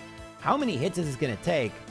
I'm going to thief away its Citrus Berry because, well, actually, I use it immediately. And then it gets a crit with Aerial Ace. Yep, this isn't looking good. Well, after losing to Drapion about 5 more times, I realize, okay, this just isn't happening. And so I don't really have a lot of options left. I mean, I know some of you are thinking just use the Swagger Psych Up strat. The problem with it is, with the limited moveset I have with using Return, it just won't work in certain places, I don't think. I kind of need all my moves for different reasons, including Natural Gift at certain points. And yes, I can reteach Natural Gift, but I just don't think it's going to work. And so I just level up, which takes forever. But now I'm at level 90. How much easier is this battle? I mean, there's a few things that start to happen now that I'm at level 90. We do one-shot Dustox with a crit, and Beautifly without a crit, and Natural Gift now easily one-shots Vespiquen, meaning we're always at full HP for Drapion. But the big thing here is we need this to be a 3 KO, and Drapion can use X-Scissor and just make things terrible. I thief the Citrus Berry, which gives me 50 more HP. Citrus, by the way, remember, in this generation, it's just 30% of your HP. Finally, we get some good luck from Drapion and knock it out, but there's still a Heracross to deal with. Return does half, and Night Slash, yep. Even once you're done with Drapion, you're not done with Aaron. I'll admit I was probably having a bit of tunnel vision and just battled Aaron again and again and again and again, but can you blame me? Because I know that eventually I'm just going to get the wrong moves from Aaron from his perspective, and then I'll win. So why even alter my strat? Just keep battling and hope you get from Drapion moves like Ice Fang. And fun little thing that happened here, Drapion just gets me not to go into healing range, and so I can use Natural Gift with the Citrus Berry on Heracross and win that way. That wasn't the plan, but it worked. And I'm going to save my game because this took forever. So now it's time to battle the woman from the Eartha, our pal Bertha. Bertha leads with Quagsire, and it's going to be a 3-shot. It goes for Dig, which is irritating. Okay, that's very irritating. I can Drain Punch a bit, but yeah, that's not going to work. Great, another difficult battle. I can use Natural Gift Grass and knock it out. Next, though, comes out Sudowoodo. We have super effective Drain Punch, and it is a 2-shot. It goes for Hammer Arm, which is fine, and we knock it out. Next is Hippowdon. Hippowdon I'm a little worried about. Return, it's going to be a, ooh, and then Curse on top of that. That's not, this isn't great. I can steal the Citrus Berry. There's a, that's not even a crit. Oh, right, Curse, right. Okay. Yeah, this could be a slight, yeah, okay. All right, I guess Abra's work is never done. Well, I have good news and bad news. The good news is I think I figured out a way to win. The bad news is I think we're going to have to come back. And that sucks because it took us like an hour and a half to finally get by Aaron. And I think we're going to need probably to get near level 100 and maybe even redo our EVs, which could take a while. 1 hour later. Literally 1 hour later, I'm back at Aaron at level 100. So does anything change at level 100? Dustox is still a 2-shot if I don't get a crit. Beautifly is still a 1-shot. Vespiqun's a 1-shot. And Drapion is still going to be a 3-shot. I try to make it so that he won't heal or that I gain some HP back. But yeah, Drapion is still going to be really irritating. Thankfully, unlike last time where it took me an hour, albeit a lot of that was training, at level 100, it only took me 2 attempts to figure out a way past Aaron. This time I do manipulate the Drapion's health a lot better, and I get by Heracross, albeit I needed some luck. Heracross, instead of going for one of the moves it should have gone for, goes for Stone Edge, which misses. So now we have to face Bertha again. I'm going to try something new. I'm going to go Return on Quagsire. It goes for Double Team. We miss. Sandstorm isn't great, but not the end of the world. All right, Protect. That sucks. Okay, so now I have the Grass Berry not for Quagsire, but for Hippowdon. So it will faint quicker. And we will be at probably close to full HP, but not... All right, minus 20 plus whatever this is. Oh, right, Sandstream whips up so I don't get damaged. Now, Natural Gift only does half, and then Citrus, and then Crunch, and then... Are you kidding me? Really? After all that? It barely made any difference. I mean, Natural Gift can't do just half, because... I mean, it didn't even do half because of Citrus. Oh, this sucks. All right, the next attempt we make it back at 161. This time we will Thief the Citrus Berry. It goes for Stone Edge and crits. The next attempt we make it with 167 HP. We Thief. It crits. This time Stone Edge misses. Okay. I go for Natural Gift. It's Psychic type, and I think I'm gonna... Oh, I don't knock it out, and then it goes for Curse. And now it's gonna heal. And now we're done. Yep. So, by the way, you can tell I've gone back to using the Grass Berry versus Quagsire, but this isn't going well. You know, you can see multiple attempts. I am barely getting to Hippowdon, let alone making it past. So, what do we do? What can we do? So, I'm going to go back to using the Grass Natural Gift versus Hippowdon, and not only am I going to do that, I'm going to manipulate the Sudowoodo to healing so that there's one less Hyper Potion. Smart, right? Like, really smart. Well, it didn't necessarily work super duper great because sadly Return plus Natural Gift, it's not a 2-shot. Now Hippowdon thankfully went for Curse, and we are gonna knock it out with Return, which is great. This is the first time we've made it past Hippowdon with only 27 HP. We Drain Punch versus Golem. It's gonna be a 2-shot. It goes for Brick Break. This is about as good luck as I could ever hope for. And we've made it to Whiscash with a nice amount of, well, almost had a nice amount of HP. Oh wait, yeah, Quagsire. I forgot, it swapped out in this game. Okay, now we've made it to Whiscash with 45 HP. And I'm going for Drain Punch because I absolutely need Whiscash to not knock me out. Wait a minute, Sandstorm. Oh, that would have been so cool. But this is as far as I made it versus Bertha.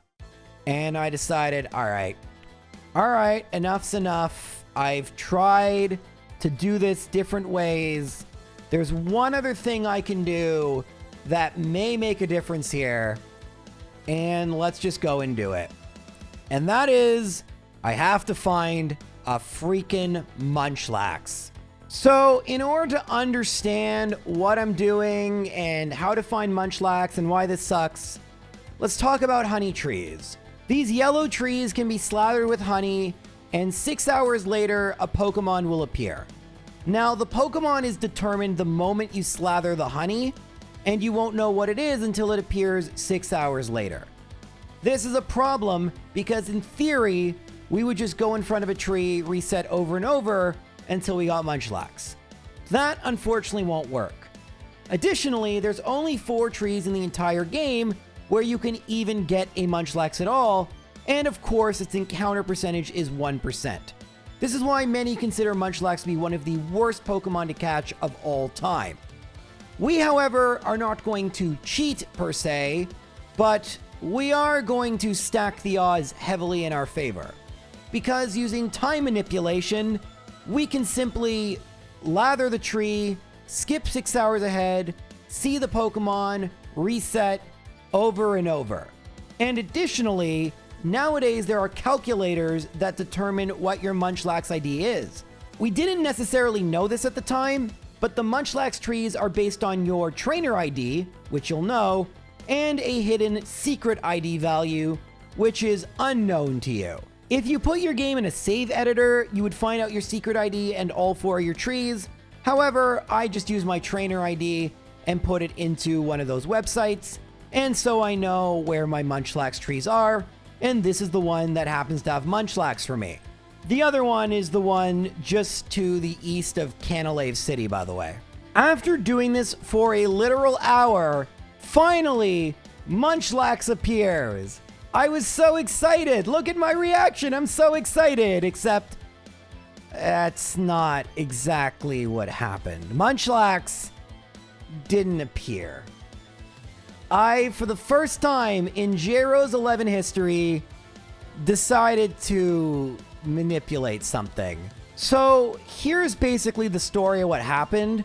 I used a popular save editor, PKHex, to make sure I really had the right Munchlax trees, that the website I was using wasn't messing up. And it wasn't. I did have the right trees. But I'd been doing this for like an hour and I was well over odds. And I noticed that one of the variables I could edit in PKHex was which group encounter, group 3 being just Munchlax. And so, yeah, I simply changed the 1, which it was, to a 3, and look, Munchlax appeared. Crazy! Now, I've thought about doing things like this before, but I've never been doing a run for 22 hours. And frankly, I didn't care. I'm going to be upfront with you that I did it. I don't care. I don't feel bad about it. I don't regret it. I mean, guys, if we're doing this normally on DS without any sort of manips, this would take days. I mean, it would take days and days and days and days. You'd actually have to slather like every honey tree every day, and you would check every 6 hours. Like, it would be awful. Already, by doing this time manipulation nonsense, which is technically doable on console, but really annoying to do, we're already into the territory of quote-unquote cheating. I just decided after 22 hours, I don't care. Let's just give myself the Munchlax. Whatever. I still have to actually beat the game, right? It's not like leftovers makes me win. Case in point, I'm at level 100, I have leftovers, and Aaron still beats me. But I had an idea. Since I'm going to be using leftovers, I no longer need Natural Gift.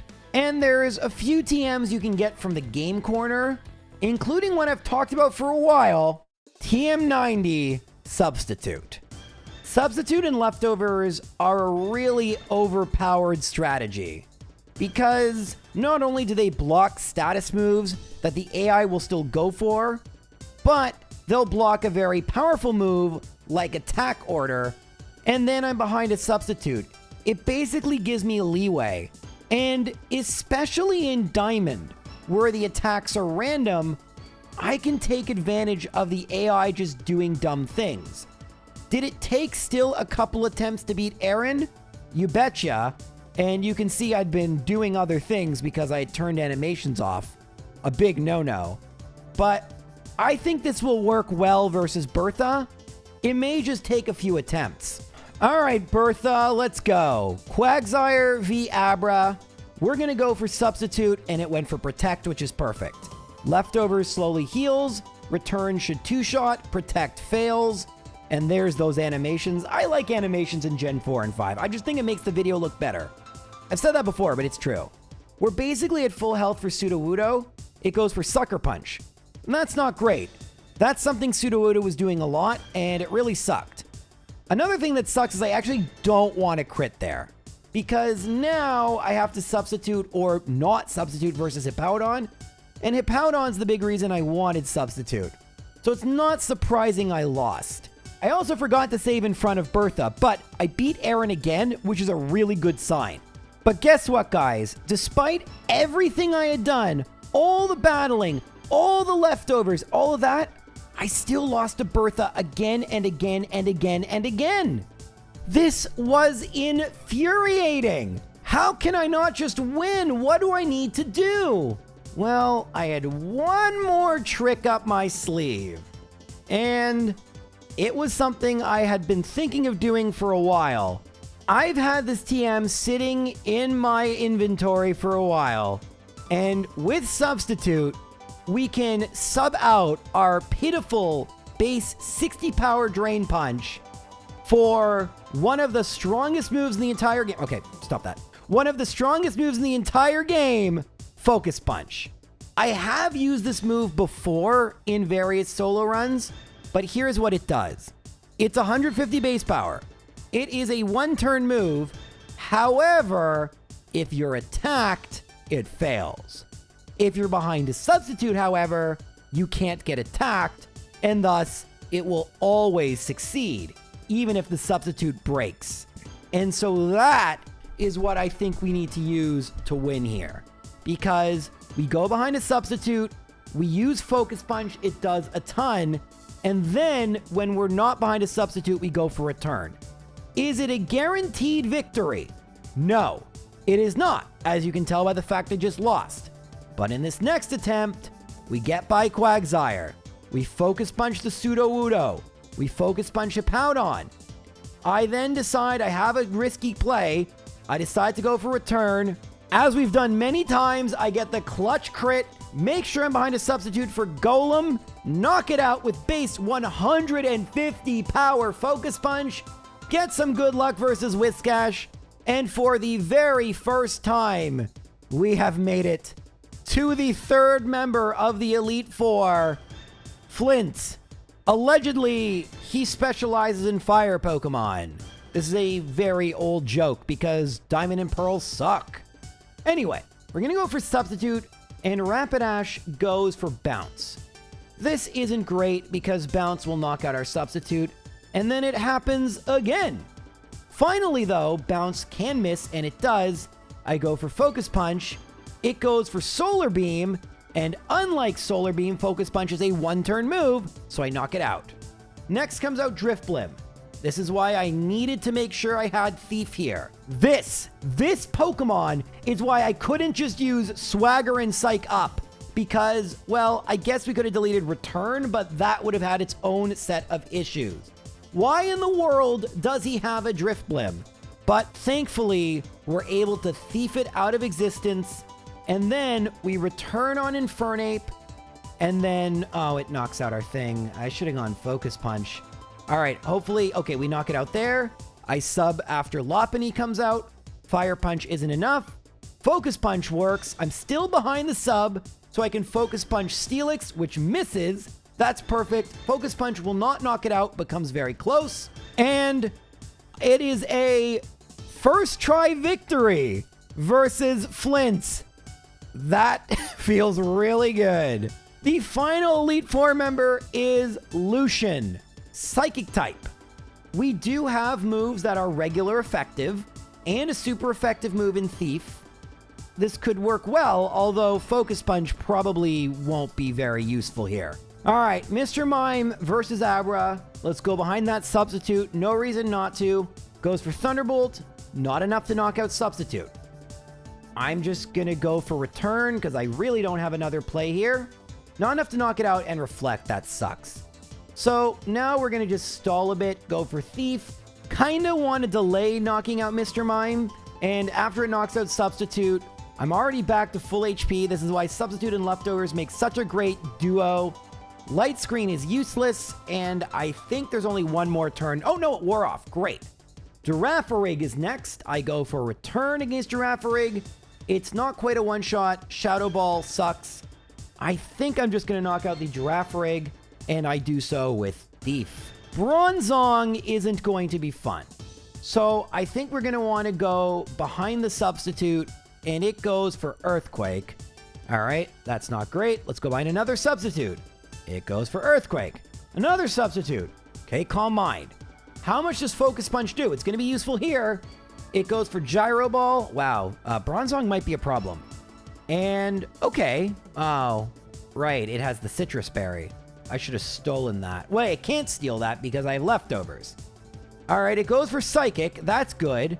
And now I can Focus Punch it. That's great. Psychic knocks it out because it went for Calm Mind. That makes sense. And now, I think Thief? No! So close, so close. All right, well, battle number 2. We get very similar results versus Mr. Mime. Knock it out. Girafarig, this time it's a little bit more annoying, but we're fine. Immediately sub for Bronzong, Earthquake. We get a Calm Mind once we're at 115 HP. We go for Focus Punch. Again, I can't steal the Citrus because I'm holding leftovers. This time, though, I'm still behind a substitute and get a second Focus Punch with a ton of HP remaining. I just need it to cooperate, and it goes for Psychic. And so with 112, now 124, we've made it to Medicham. I decide just to go for Return. I don't know what it's going to do here. It goes for Ice Punch.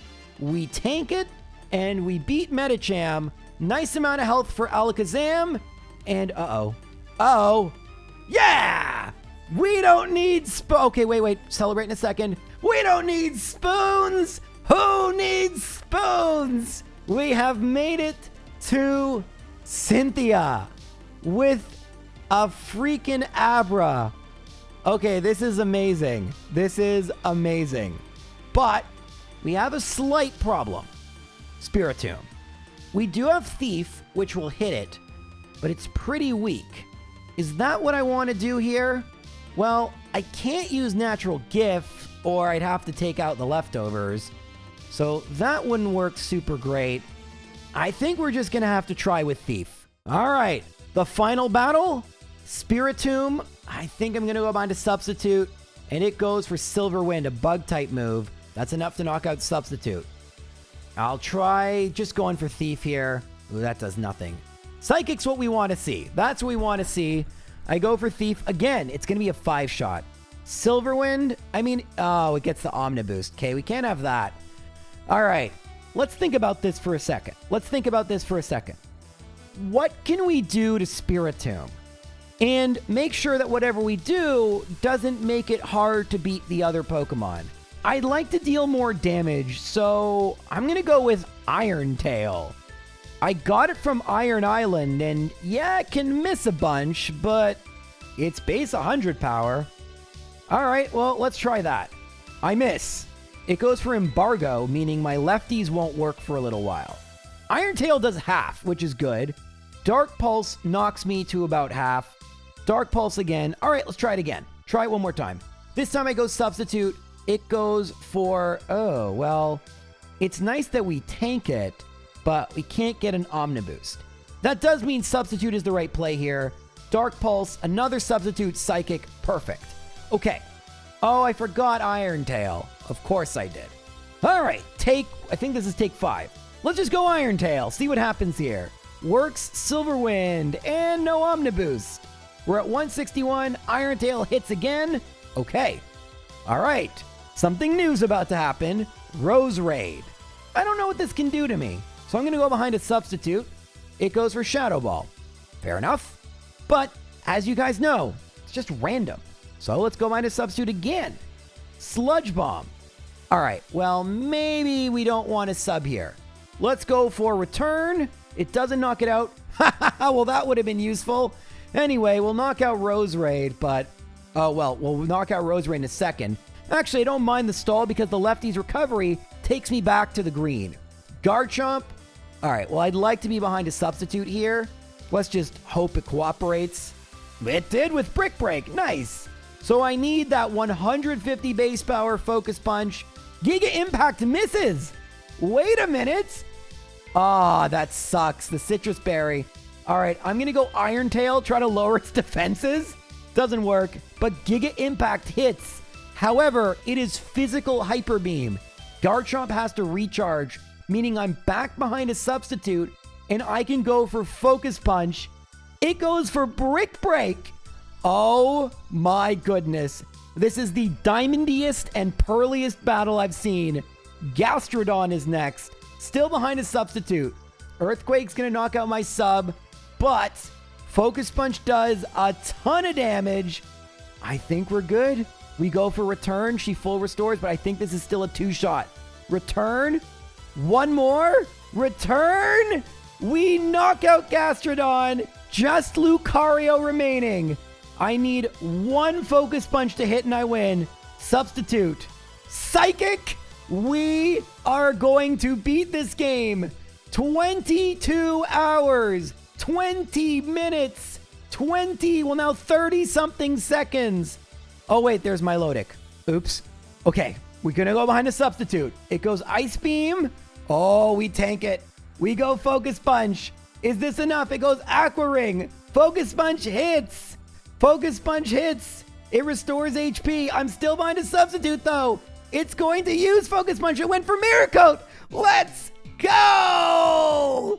22 hours, 21 minutes. We have finally gotten through this ridiculous challenge. I have been putting this off for years. I did not want to do this, but in the end, we did it. All right, everyone. Thank you so much for watching. This video is already crazy long. I don't know if I'll do this again in Heart Gold, Soul Silver, or haven't even done it in Fire Red, Leaf Green. And should we do it in Black and White? I don't know. We'll figure it out in a later date. See you all later. Bye.